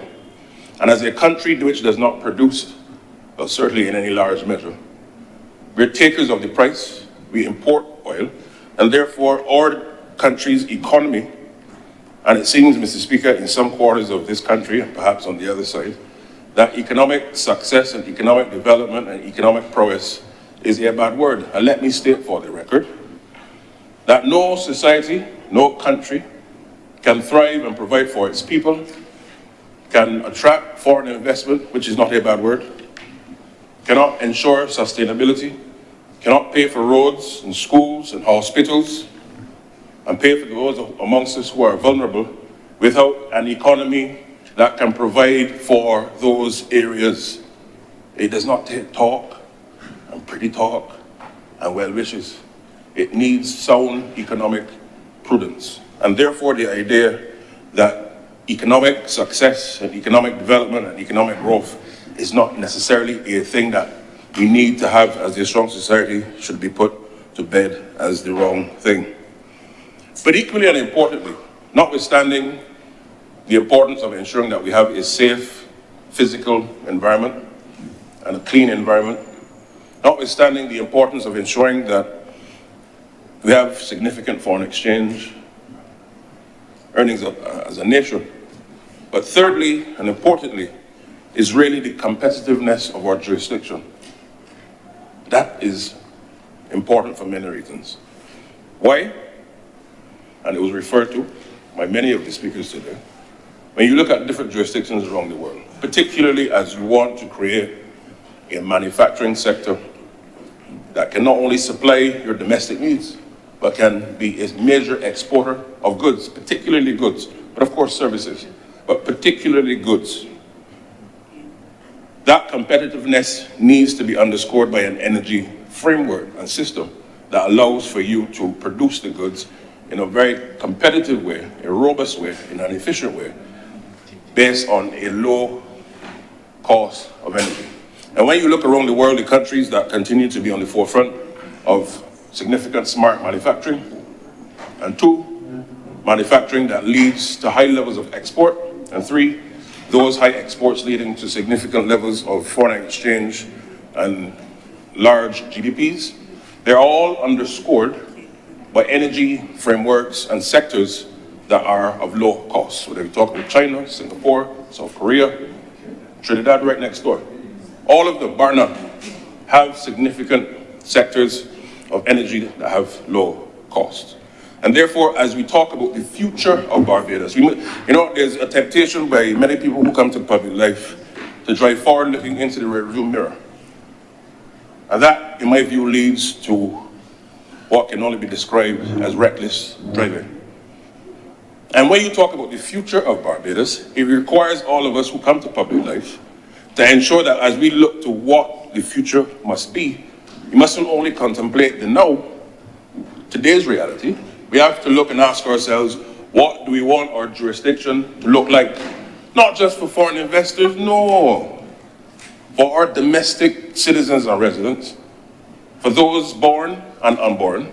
And therefore now is the time that as you look towards not just 2030, but 2035, of course, the 5-year change had to come as a result of COVID.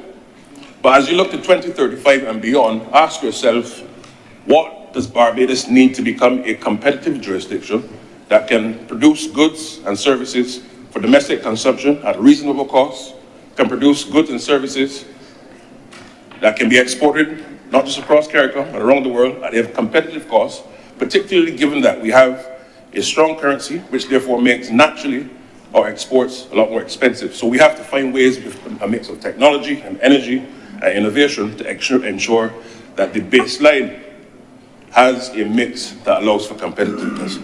But beyond the competitive measure, ensuring that our people can have a quality of life that we've hitherto enjoyed since 1966, post-independence, and moving on. Because why? The world continues to change. The world owes Barbados nothing, Mr. President. And as legislators, we have to ensure that we look ahead to prepare our people for that competitive reality. And therefore, with respect to the fourth limb, resilience. You see constantly external shocks coming to our country, coming to our region. When you think that you've turned the corner, finally, and you're walking down the road we go, an external shock comes. We came to office in 2018 when we had to stabilize the country after 23 downgrades under the last administration.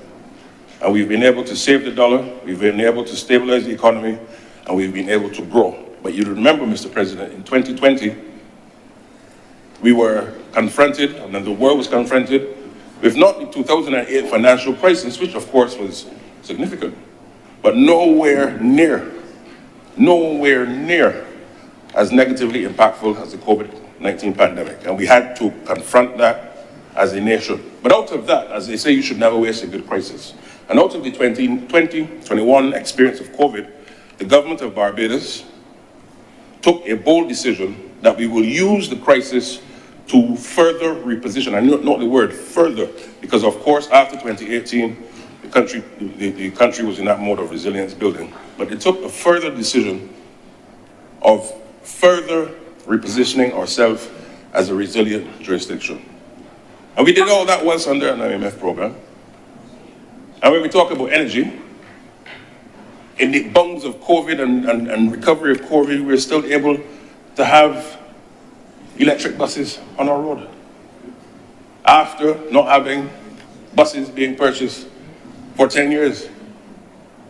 And I hope, Mr. President, that my new senatorial colleague is listening and can be reminded of that fact, that when there was that lost decade, no buses were bought. None. And that's unfortunate, but notwithstanding the difficulties that we had to confront, the government took a bold decision that, as Barbados is saying, here we are looking down the road as to where we have to go in 2035 and beyond. We are still going to put our mouth where our money is. And this is not to appease any international anybody. We as a country, a new republic, have determined for ourselves that for us to go forward as a powerful nation state, that we have to determine what our interests are. And energy efficiency and energy independence must be part and parcel of that new republic, not just today, not just in 10 years' time, but going forward.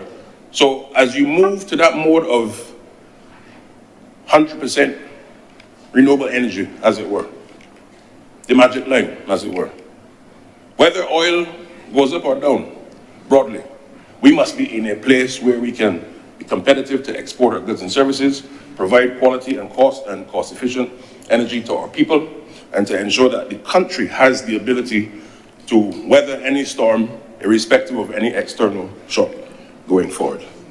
And that has to be part and parcel of the legislators' remit, as it were, of Barbados. Now,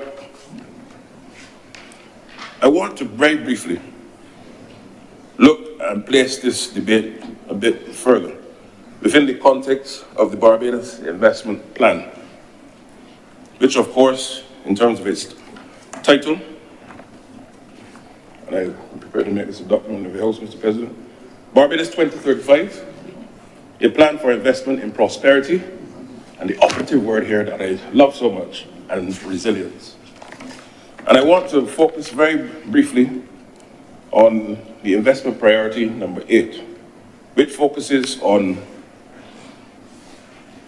a fully renewable and energy independent island. And in this context, of course, we're talking about Barbados. And it speaks to, Mr. President, the first limb, power, focusing on a mix of solar and wind and hydrogen and gas and storage so as to meet domestic power needs. That's the first aspect. The second one, industry, which I've touched on, manufacturing, competitiveness, the business sector, as it were, electrify industrial processes for decarbonization. Now, why is that decarbonization important? Because even when you look at the shipping sector, shipping, of course, is a major plank of international trade. Domestically, of course, manufacturing, as I said, is needed to help to produce the goods that we need for domestic consumption and exporting. But as you grow, part of the problem that we've had over the years, and this was a major issue in the World Trade Organization, is that the world was confronted with the problem of, as you grew economies, as you grew your production, you were using those fossil fuels that caused the problem that we're now facing in terms of the environment. So therefore, how do you decarbonize your processes that you grow, but you grow in a way that doesn't harm your environment? So it causes, therefore, for us now to relook. And it takes investment, because it just can't take political will. You need financing to do so. So while some people may scoff at the idea of financing and foreign direct investment, small states have limited options. And whilst Barbados is en route and pursuit to become a powerful, wealthy nation in the future, that transition requires for us to do a number of things in the interest of the long term. Mr. President, Singapore, as we know today, did not reach where they are today by talk. They reached it by a vision underscored by Lee Kuan Yew He made sure that his domestic policies were in line with the international realities, but notwithstanding the rough seas that he had to go through and the country, he made sure that the country went through with temerity and focus. Same thing with Germany, the largest economy in the European Union. Same thing with Norway. The point I'm making is that it requires for us to dig deep. And we have to, and I think this was mentioned by a number of speakers today, the energy transition that we are undertaking in this country will require of us to continually have a level of public engagement with our people. Because why? When societies transition, you're not talking about transition from a course of behavior that happened 2 years ago to now. We're talking about over the last 200-300 years, particularly in the post-industrial revolution world, of changing your processes completely. You know it's 200 to 300 years of a behavior or a pattern or systems. So you're now saying in a short time, because the truth is 5, 10, 15 years, in that spate of time is not a long time. And therefore it causes us to have to become nimble and creative and determinate as a nation. But one of the things that I'm happy about is that Barbadians and Barbados has in its DNA the ability to pivot. That is what makes us Barbados. Being Barbadian isn't only being about being born here at the QEH. Being Barbadian in our DNA is about being resilient. You can throw anything at a Bajan, but he's going to stand tall and rise to the occasion. Because why?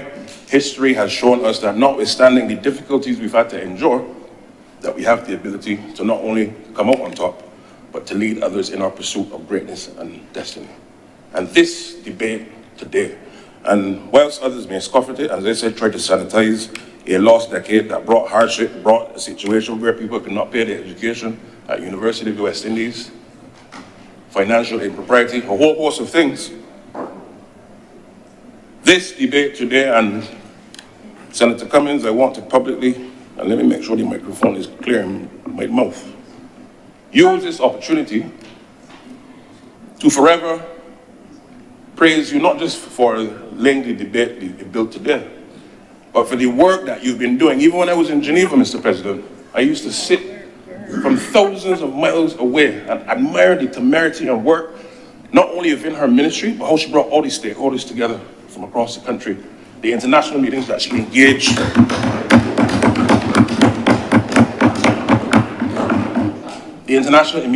engaged, putting Barbados's advanced interests and offensive interests on the table.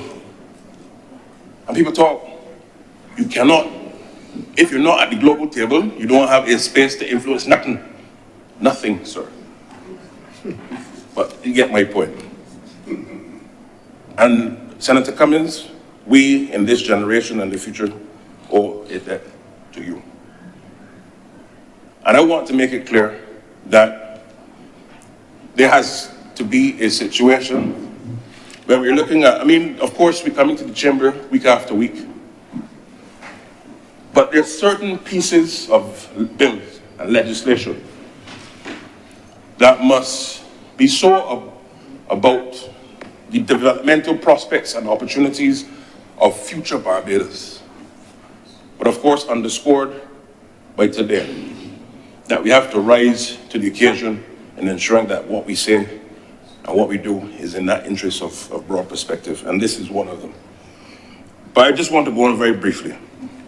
In that same investment plan, it talks about transport, low carbon vehicle expansion, passenger cars, buses, trucks, and motorcycles. I was in China about 2 weeks ago at the 4th China-Caribbean Economic Forum and Trading Forum, Mr. President. And one of the things that stood to my mind, first of all, is the advancement of the transportation sector to when I last was in China 3 years prior. And everywhere you look,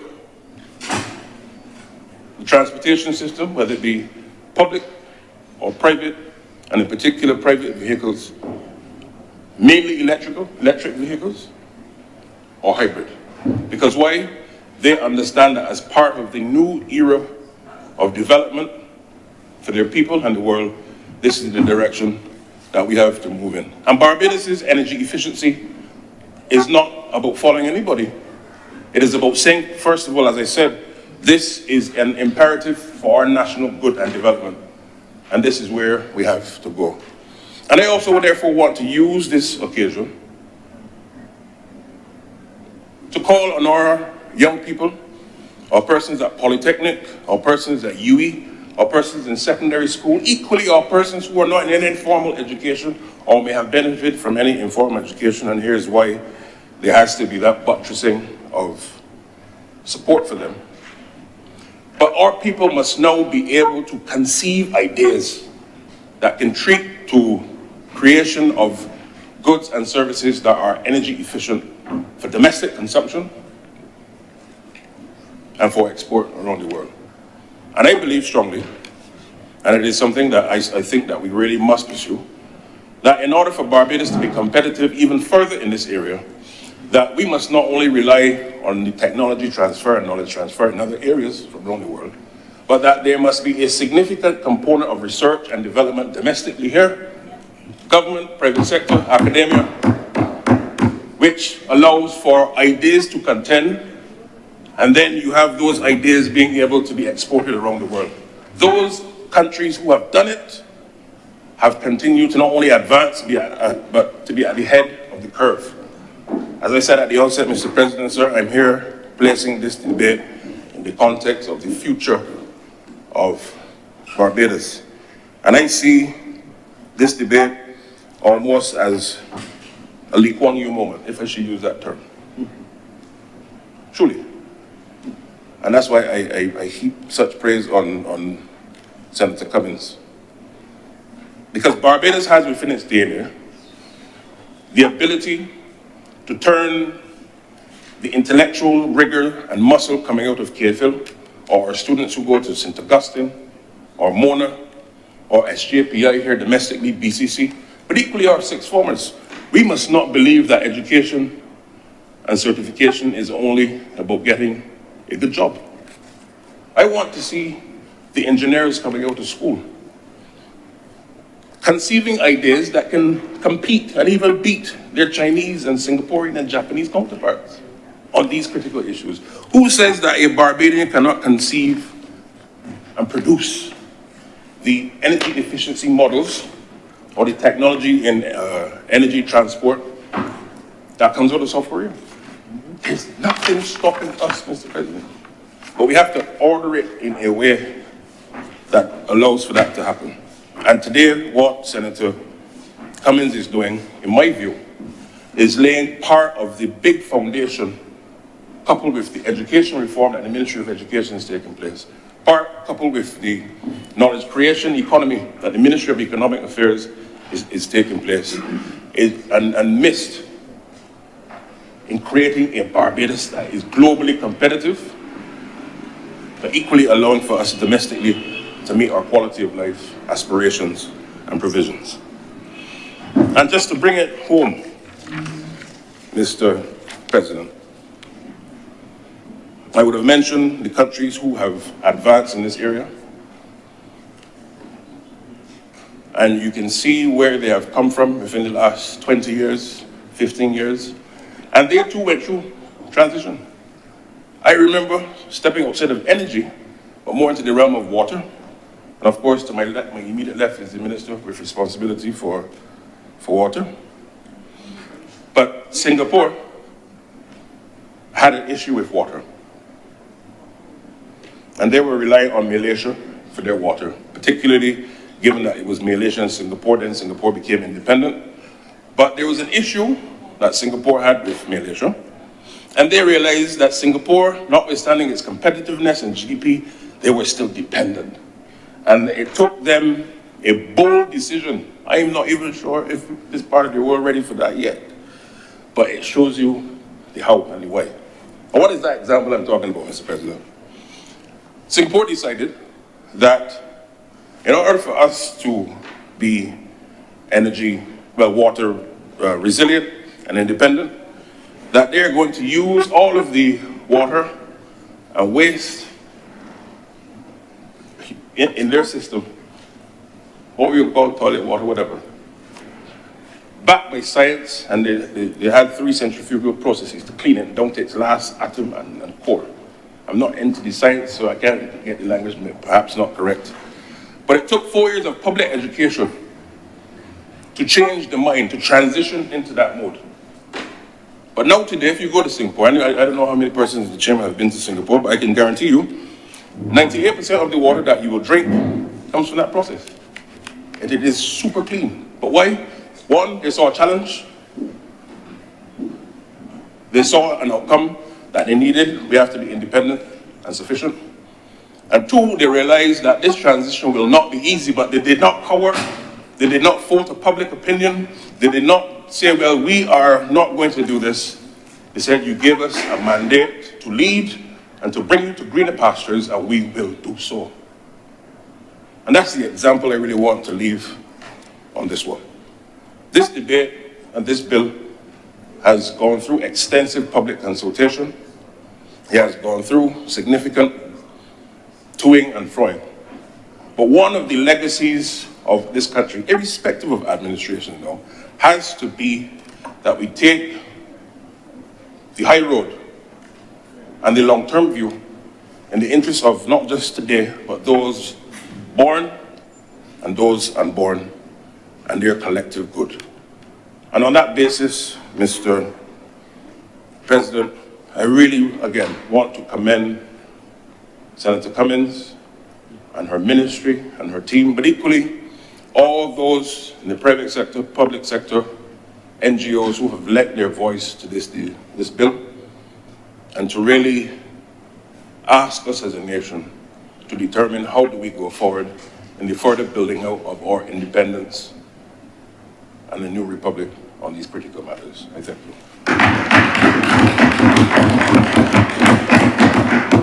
Thank you very much, Senator Blackburn. Senator Cummins.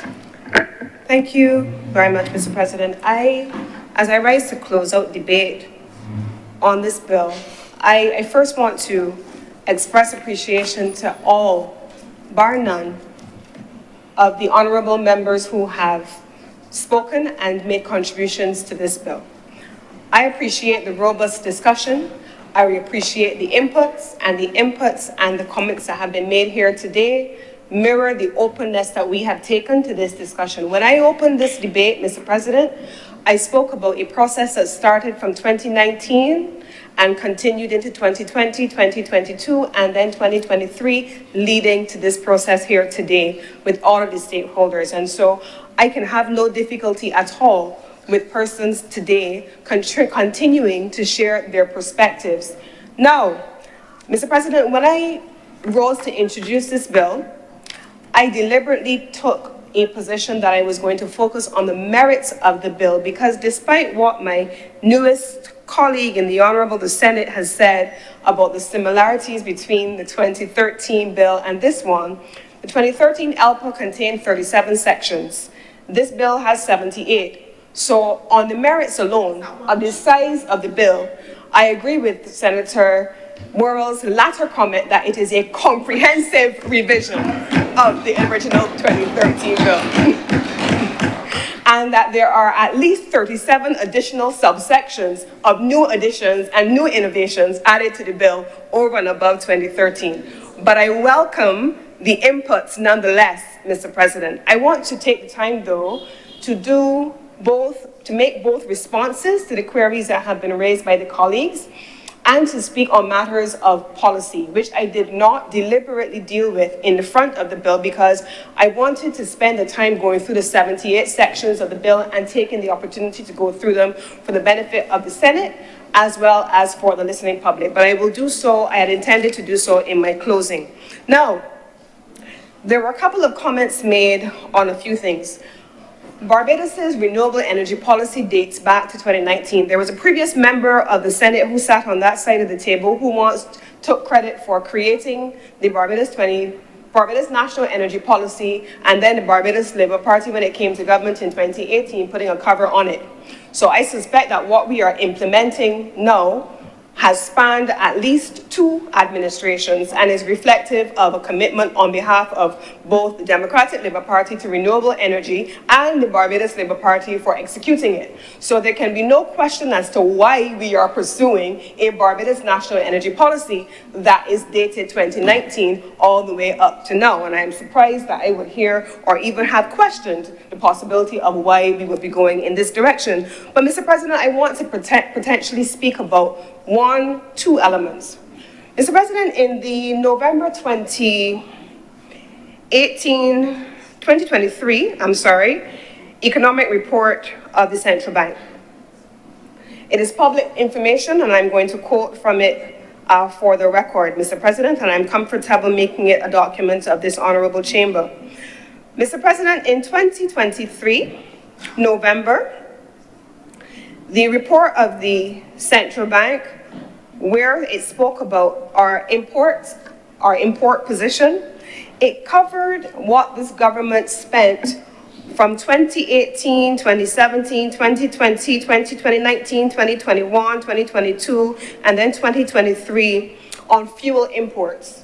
The question on its own is not just a philosophical commitment to net zero, which I don't think anyone disagrees with. The question, Mr. President, is not just a philosophical issue about should we be carbon neutral. Those are all true things, Mr. President, but the question is, how does the government prioritize its expenditure in a way that protects and looks after its people? Mr. President, the report that I'm quoting from speaks specifically to what the government spent on fuel imports. Let's start with 2018. In fuels, Mr. President, this government spent $582.2 million in fuel imports.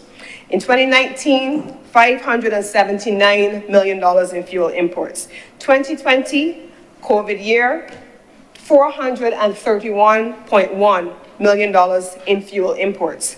In 2021, $525.7 million in fuel imports.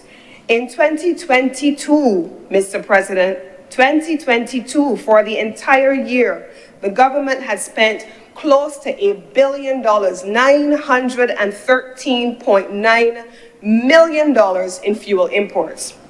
By 2023, this was a November report, the government had spent $828.6 million in fuel imports.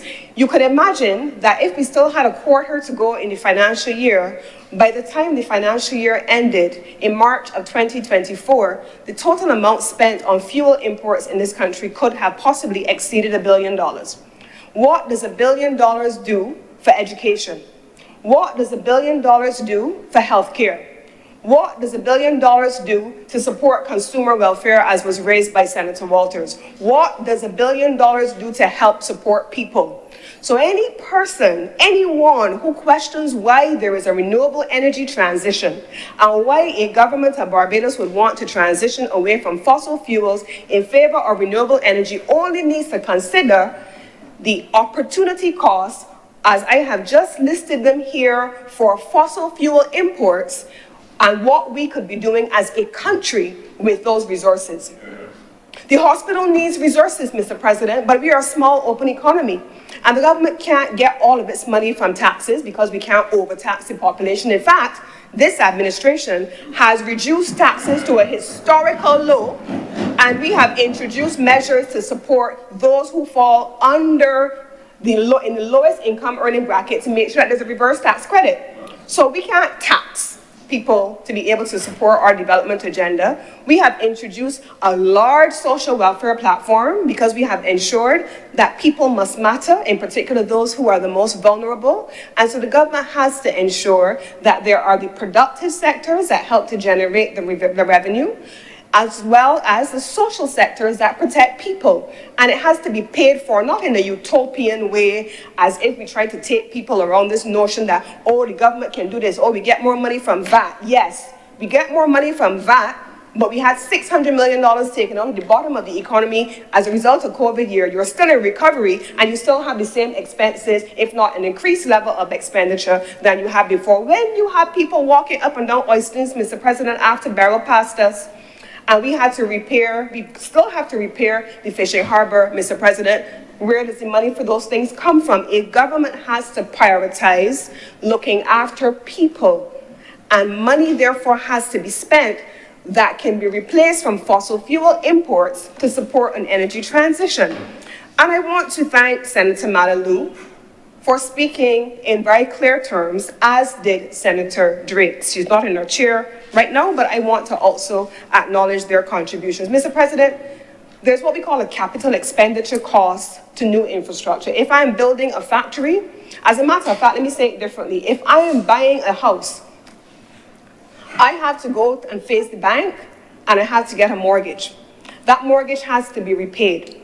Chances are the way the mortgage is going to be structured, I'm going to be paying interest first, and then I'm going to be paying the principal afterwards, because the bank wants to get its return. If I'm doing a commercial project, I have to rationalize what all of my capital expenditure costs are going to be. Then I'm going to rationalize how I'm going to recover that. And those people in here who are managers of large businesses, who are franchises around the globe, would understand what I'm talking about a business having to make sure that they get a return on their investment. So yes, the upfront capital expenditure costs associated with renewable energy and the transition will initially have an impact on prices. We haven't guessed at that, Mr. President. We haven't guessed at it. With the support of the UN Special Envoy for Energy, we undertook last year, and we are preparing to finalize it now, an energy transition investment plan. That's how we know, Mr. President, that this country has the largest percentage of energy consumption in the transport sector. That's how we know, Mr. President, that there are 150,000 cars to transition. But you know, Mr. President, even as we speak about the partnership between the university and the West Indies and the partnership between industry and academia, I had the privilege a year ago of launching a project which was done in partnership with the Barbados National Oil Company, the National Petroleum Corporation, Mount Gay Distilleries, and Sermes of the University of the West Indies. We launched a project called Rum and Sargassum, Mr. President. Rum and Sargassum. We drew from rum waste, and we also pulled from sargassum, which is usually on our beaches at seasonal points of the year. A year later, Mr. President, 2 weeks ago, I was able to see the outputs of that project. Barbados launched what is, and I would have to say, because I've not seen it elsewhere in the world, and I'm being chased as I speak now to come to an event next week in another country to be able to speak about this innovation that Barbados has just launched. We launched the first electric car powered by fuel generated from rum waste and sargassum in this country, the first one. That car, Mr. President, if you pass by the Division of Energy on Country Road, any day you will see it charging downstairs in the Ministry of Energy, and I want to recognize SECRE, our regional institution of CARICOM. They then allowed their car to be branded and to be used as the first test car for this process.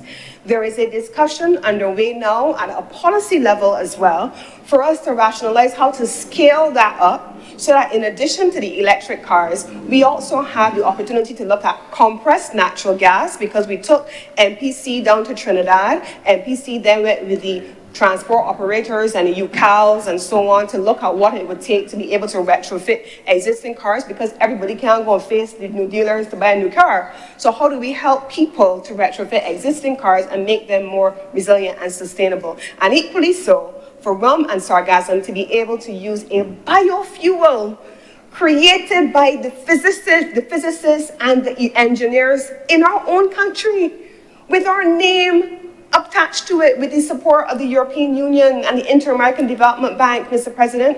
And we expect that under the umbrella of the Barbados National Oil Company, under my ministry, we will by next month have the first fueling station at Foursquare in St. Philip, Mr. President. Those are the innovations that are happening in this country. And And why, Mr. President? Because there is, while there's a discussion around how much solar to put on the grid, and I agree 100% with Senator Drake and Senator Worrell on the question of how quickly we transition, what do we do, how much is waiting in the queue. I believe Senator Walters raised it as well, and I don't have any difficulty. Mr. President, one, I'm proud of the innovations that the ministry has been able to see.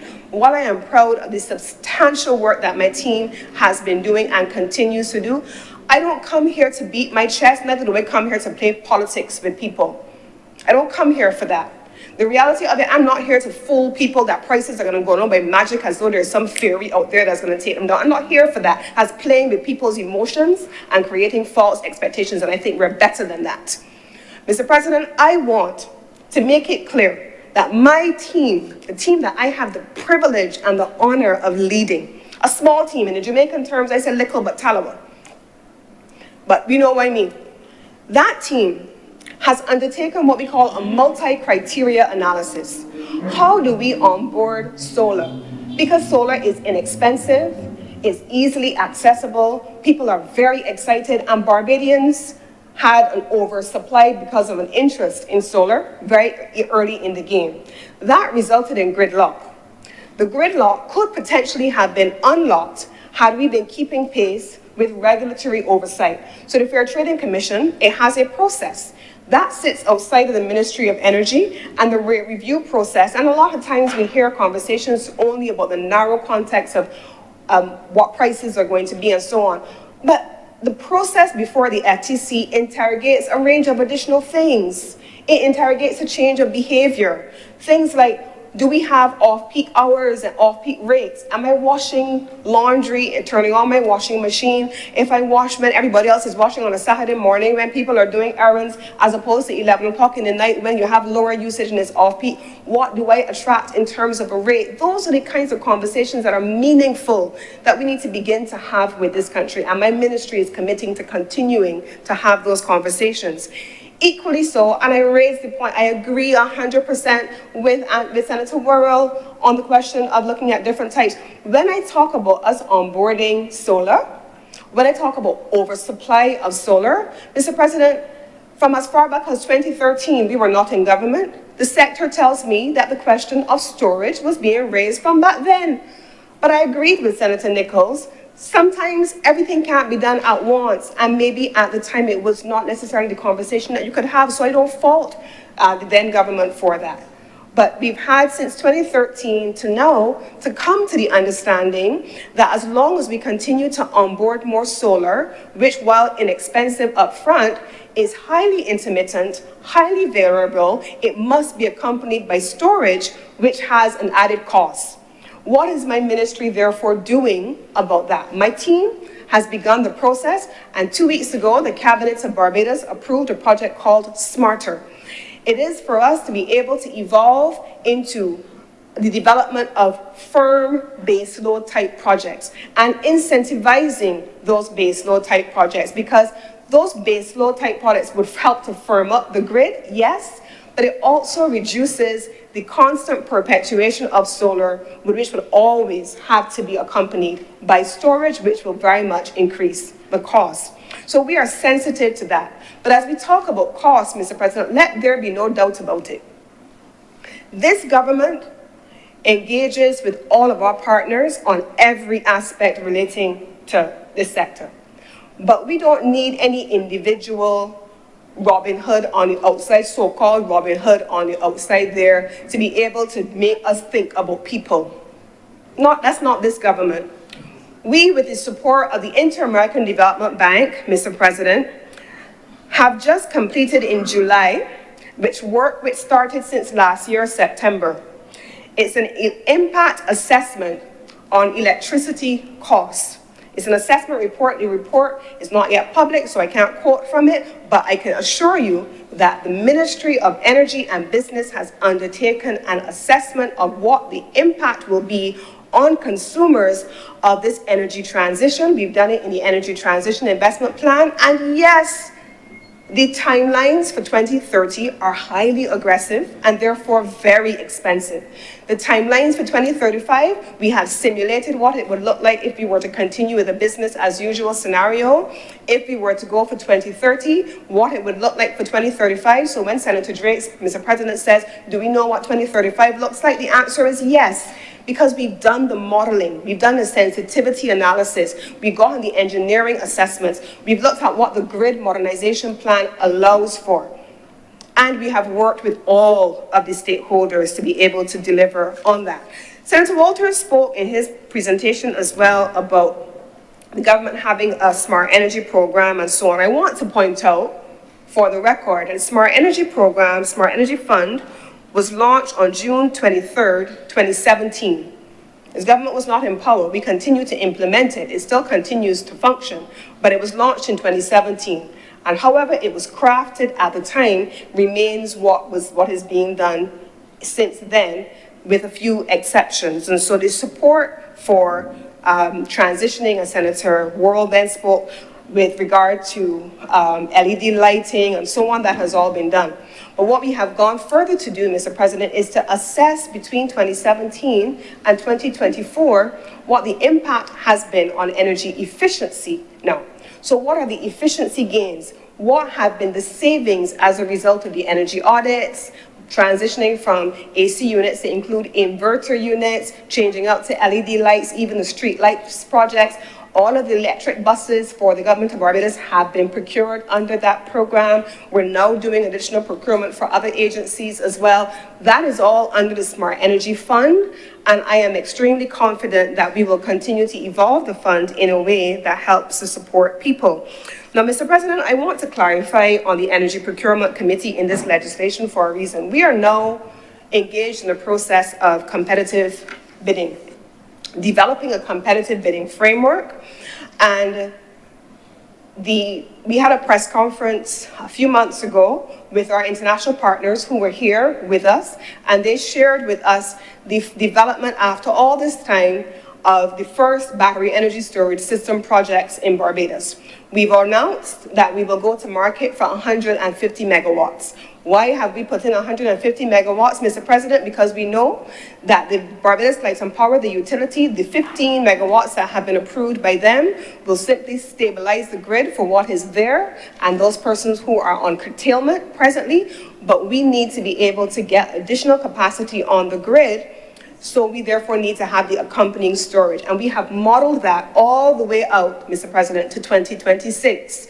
So we know what that looks like. And between now and 2026, those base load projects, those biomass projects that I've just been describing, that smarter project, which is about developing a bioenergy economy, those things we expect to come into the mix and therefore allow for the further expansion of the grid without those highly vulnerable variable forms of renewable energy. So those are the things that are going to be there, Mr. President, and we expect that by October next month, we will launch the first procurement. But this is what is important. The reason, Mr. President, why the Procurement Committee does not fall under the strict ambit of the existing procurement legislation is because if you consider all of the renewable energy projects across the country, Mr. President, they're all private sector owned. They're all owned by private parties. They're all owned either by the utility, they're owned by an independent power producer, they're not owned by the government. So the electrical committee is not procuring goods for the government. It is the facilitator of the procurement process. And this part of the legislation, Mr. President, is drawn from Jamaica's legislation. We're using the Jamaica model. Jamaica has both an Office of Utility Regulation and the Generation Procurement Entity. What we have done is we've looked at the Jamaica legislation with the assistance and the guidance of Sir David Simmons.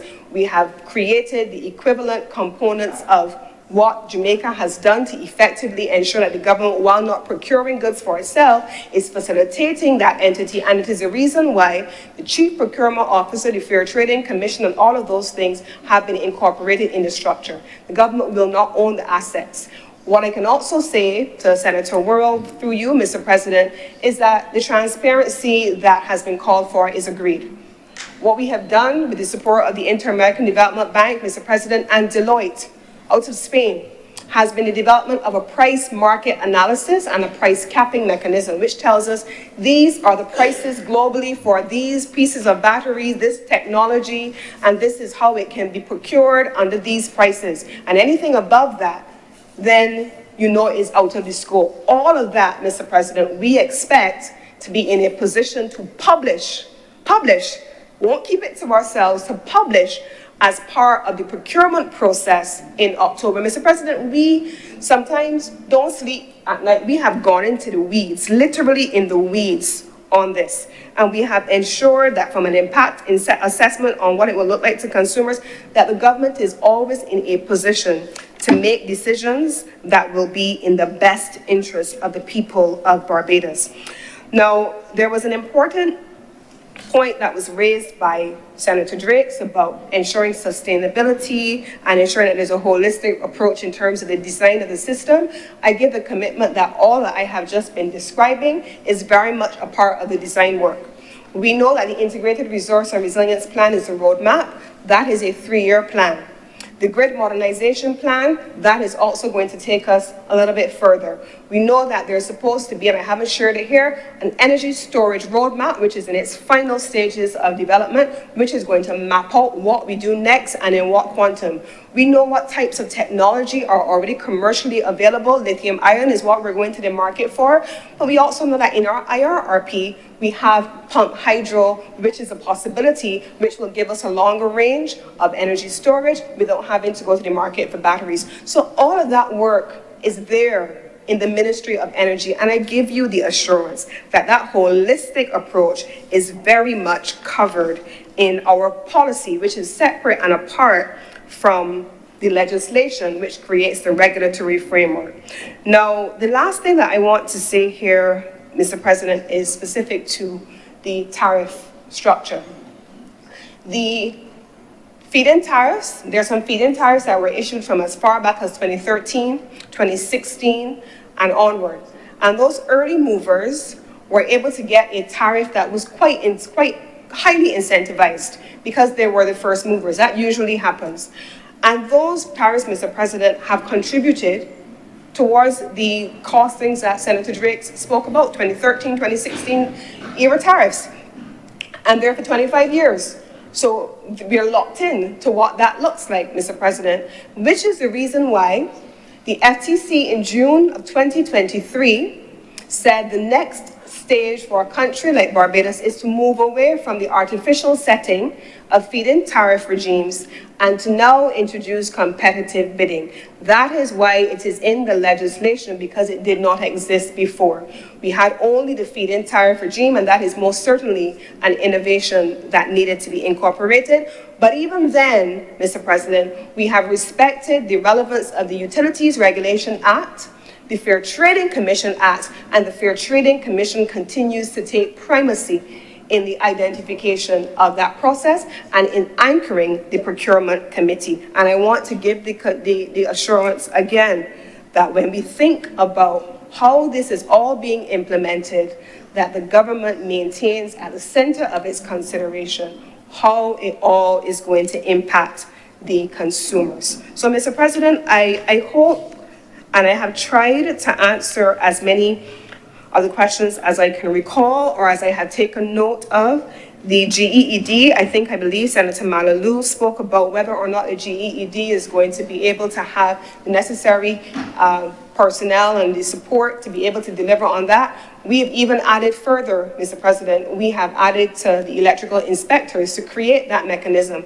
And so what I can say is that we are having difficulty at this point recruiting persons for these roles, simply because the remuneration scales at government, this is a generation, Mr. President, that when I joined the public service, and even when I was invited back into the public service, Mr. President, you accepted that if you're coming into the public sector for money, you're coming in the wrong place.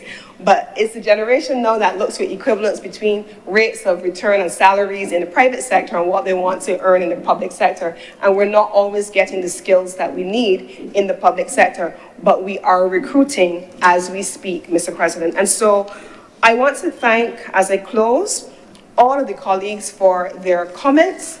I want to give the commitment that we will continue to engage as we have done so far. This process, over the course of 2019, 2020, and all of the stakeholders that I outlined in my initial comments, has been exhaustive. And I want to thank them and take the opportunity publicly to thank every single one of the stakeholders who have submitted hundreds of comments. Hundreds of comments.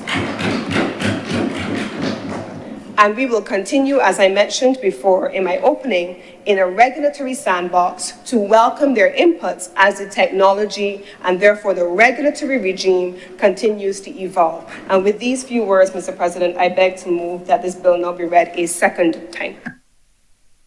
Thank you, Senator Cummings. The question is that this bill, the Electricity Supply Bill 2024, be read a second time. The Lord's honourable senators in favour, please say aye. Aye. Those against, please say no. I think the ayes have it. So, before we go to committee, we have to revert to motions related to matters of the House. Thank you very much, Mr. President. We are required today to appoint a temporary acting chair of committees. And Deputy President, and I beg to move that Senator the Honourable Lyndall Nurse be nominated as today's Deputy President. The question is that Senator the Honourable Lyndall Nurse be elected Deputy President for the remainder of today's sitting. Will those honourable senators in favour please say aye? Aye. Those against please say no. I think the ayes have it. Thank you, Senator Nurse, for agreeing to serve. Senator Cummings. Mr. President, I beg to move that Your Honour do now leave the chair and the Senate resolve itself into a committee of the whole for further consideration of this bill. The question is that I do not leave the chair and the Senate resolve itself in the committee for further consideration of this bill. Will those honourable senators in favour please say aye? Aye. Those against please say no. I think the ayes have it.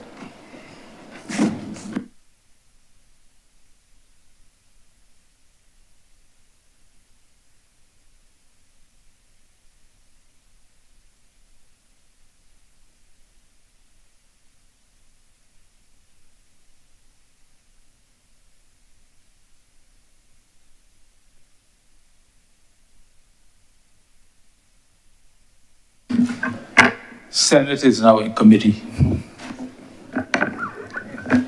Mr. Chairman, permission to call the bill in parts.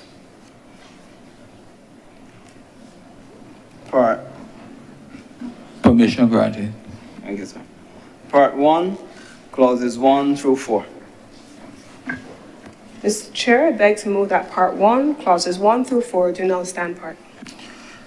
The question is that Part 1, clauses 1 to 4 stand part. All those honourable senators in favour, please say aye. Aye. Those against, please say no. Methinks the ayes have it. Part 2, clauses 5 through 8. Mr. Chair, I beg to move that Part 2, clauses 5 through 8 do now stand part. The question is that Part 2, clauses 5 to 8 stand part. All those honourable senators in favour, please say aye. Aye. Those against, please say no. Methinks the ayes have it. Part 3, clauses 9 through 20. Mr. Chair, I beg to move that Part 3, clauses 9 through 20 do now stand part. The question is that Part 3, clauses 9 to 20 stand part. Will all those honourable senators in favour please say aye? Aye. Those against, please say no. Methinks the ayes have it. Part 4, clauses 21 through 23. Mr. Chair, I beg to move that Part 4, clauses 21 through 23 do now stand part.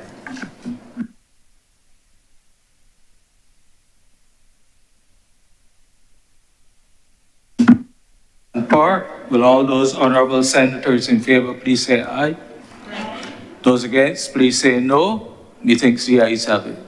Mr. Chair, just for the record, could you just go over that? Because we would have missed the audio of the first.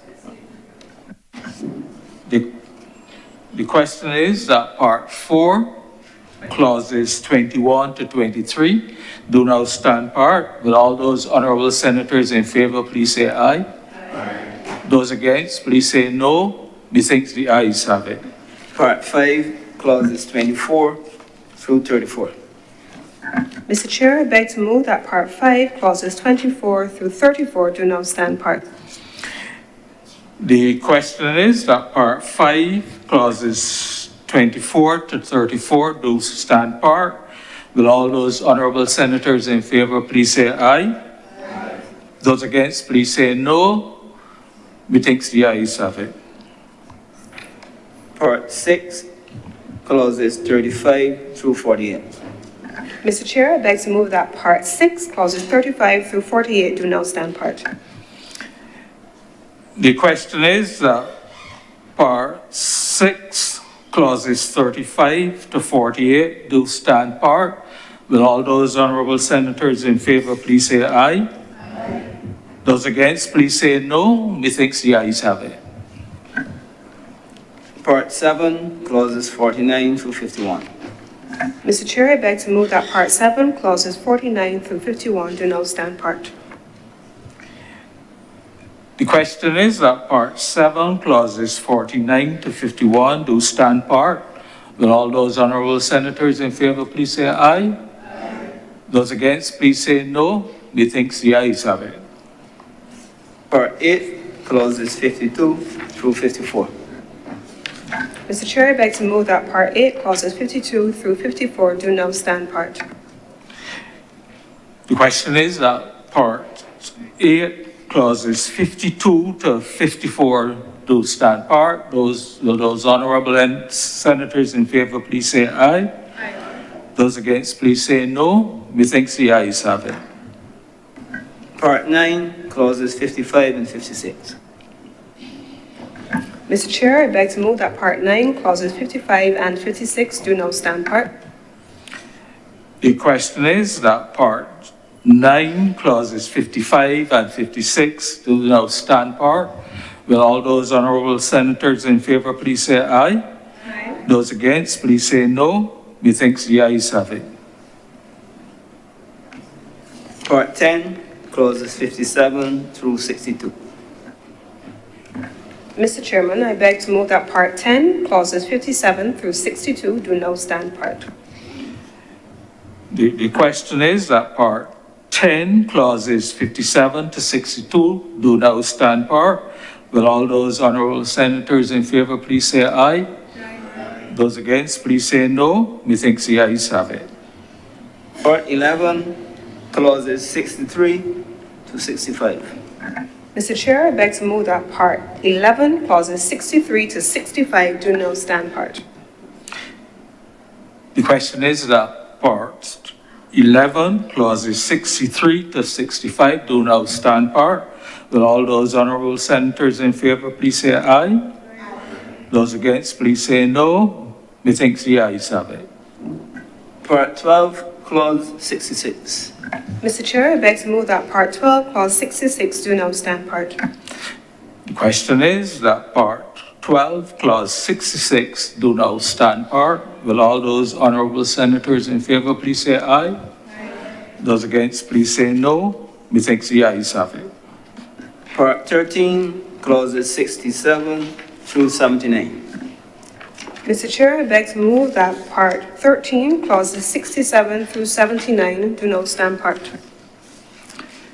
The question is that Part 13, clauses 67 to 79 do now stand part. Will all those honourable senators in favour please say aye? Aye. Those against, please say no. Methinks the ayes have it. First schedule. Mr. Chairman, I beg to move that the first schedule be the first schedule to the bill. The question is? Yes, 63. 63. Mr. Chairman, I beg to move an amendment to, on the top, to the first schedule, section 1, subsection 4, where it reads the chief town planner. This really should be the director of planning.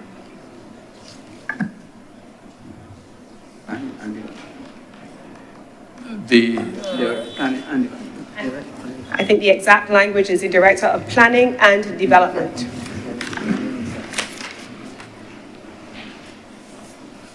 the question is that the first schedule be amended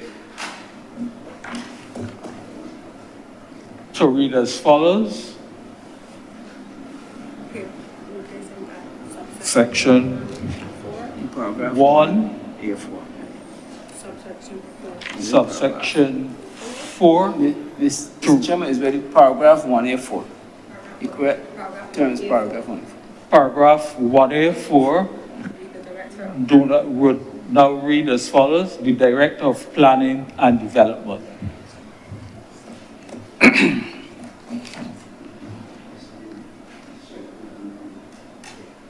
The question is that this first schedule be, as amended, be now the schedule to the bill. Will all those honourable senators in favour please say aye? Those against, please say no. Methinks the ayes have it. Second schedule.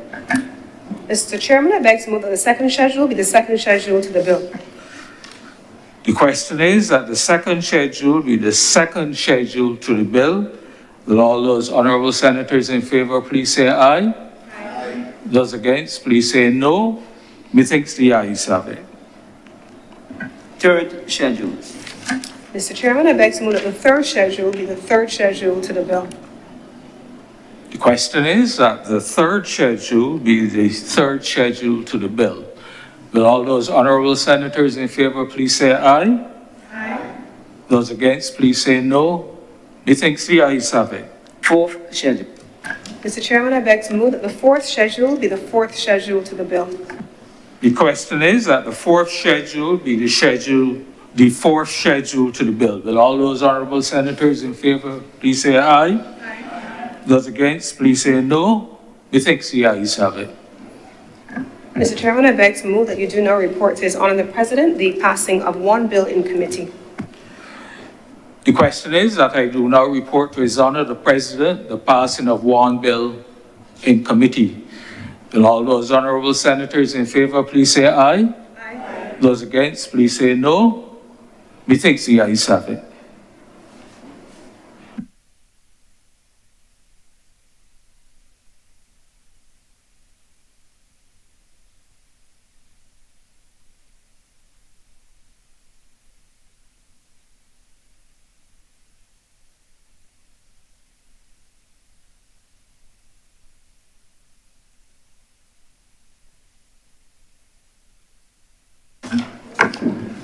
The chairman has reported to me the passing of one bill in committee. Senator Cummins. Mr. President, I beg to move that this bill now be read a third time. The question is that this bill be read a third time. Will those honourable senators in favour please say aye? Aye. Those against, please say no. I think the ayes have it. Senator Cummins. Mr. President, I beg to move that this bill do not pass and be cited as the Electricity Supply Act of 2024. As amended.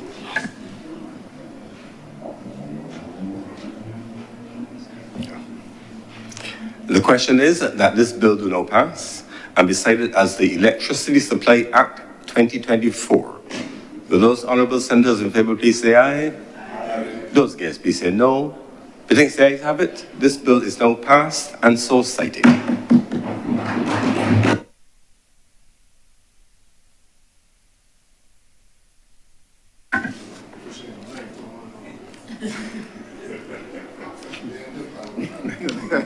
Mr. President, reports from recommittal of reports from select committees. Senator Cummins.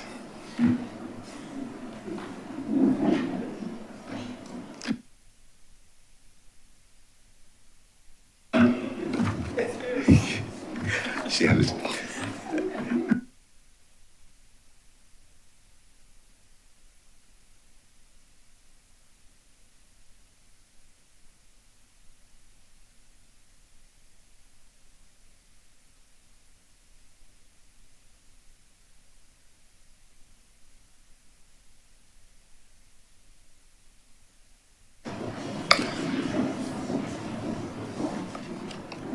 honourable senators, in relation to the Committee of Selection, with the change with the Minister of Office of Senator Watson, is a new appointment to be made to that vacancy arose in the Committee of Selection. The proposal is for Senator Andre Worrell to be appointed a member of the Selection Committee to fill that vacancy. Will those honourable senators in favour please say aye? Aye. Those against please say no. We think the ayes have it. Senator Worrell, thank you. You are now a member of the Committee of Selection. Secondly, the Committee of Selection held a meeting today, and it is a report. Again, with the change of senators, a number of vacancies arose. In terms of procedure, recognize that we needed to appoint Senator Worrell first of all, but we also wanted to expedite the appointment. So we could consult with Senator Worrell. He is fully aware and supports the proposals that are made. Accordingly, those committees on which Senator Watson sat will now be Senator Worrell, with the exception of one change. That would be the Committee on Social Sector and Environment. The membership of Senator Walters will be withdrawn in favor of Senator Worrell. And that Senator Walters instead be nominated to serve on the Committee of Economic and Productive Sectors. Other than that, then, just to be clear, the nominations to fill the vacancies would find that Senator Worrell will be nominated to serve on the Management Commission of Parliament, the Standing Orders Committee, the Committee of Privileges, the Library Committee, Public Accounts Committee. And that would pretty much constitute the proposals which form the basis of the report and the meeting of the Standing Orders Committee, as indicated, have been done in full consultation with Senator Worrell. Could I have a motion for the adoption of the report, please? I beg to move the adoption of the report as outlined by His Honour the President. And just to remind in terms of procedure, if the Senate gives its concurrence for the adoption of the report, that gives effect to the committee appointments, and all vacancies have been filled. I see the clerk approaching. Let me, anyways, presiding officers freezes when clerk approaches. Yes. Just before we close, you never made up that yet. So, the process will be, a message will be prepared. Yeah. And sent to us. Yes. To concur in that one and we get to The question is that the report of the selection committee be adopted. Will those honourable senators in favour please say aye? Aye. Those against please say no. The ayes have it. The report is adopted and the committee changes have been effected. And just for procedural completeness, to let you know that the usual suitable note will be sent to the Honourable the House of Assembly, because the committees on social sector and environment and economic and productive sectors are joint select committees, and therefore, and so is the Management Commission. So any of the committees that are joint select committees, so the appropriate notification will be sent to the Honourable the House of Assembly concerning our appointments.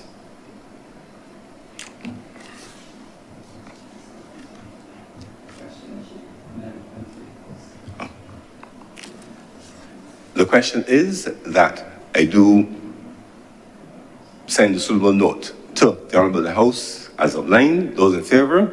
Aye. Those against? The ayes have it. Note will be sent. That you're working here, boy. That's his. That's yours, somewhere. Okay, who is this? Deputy Clerk. Deputy Clerk, please.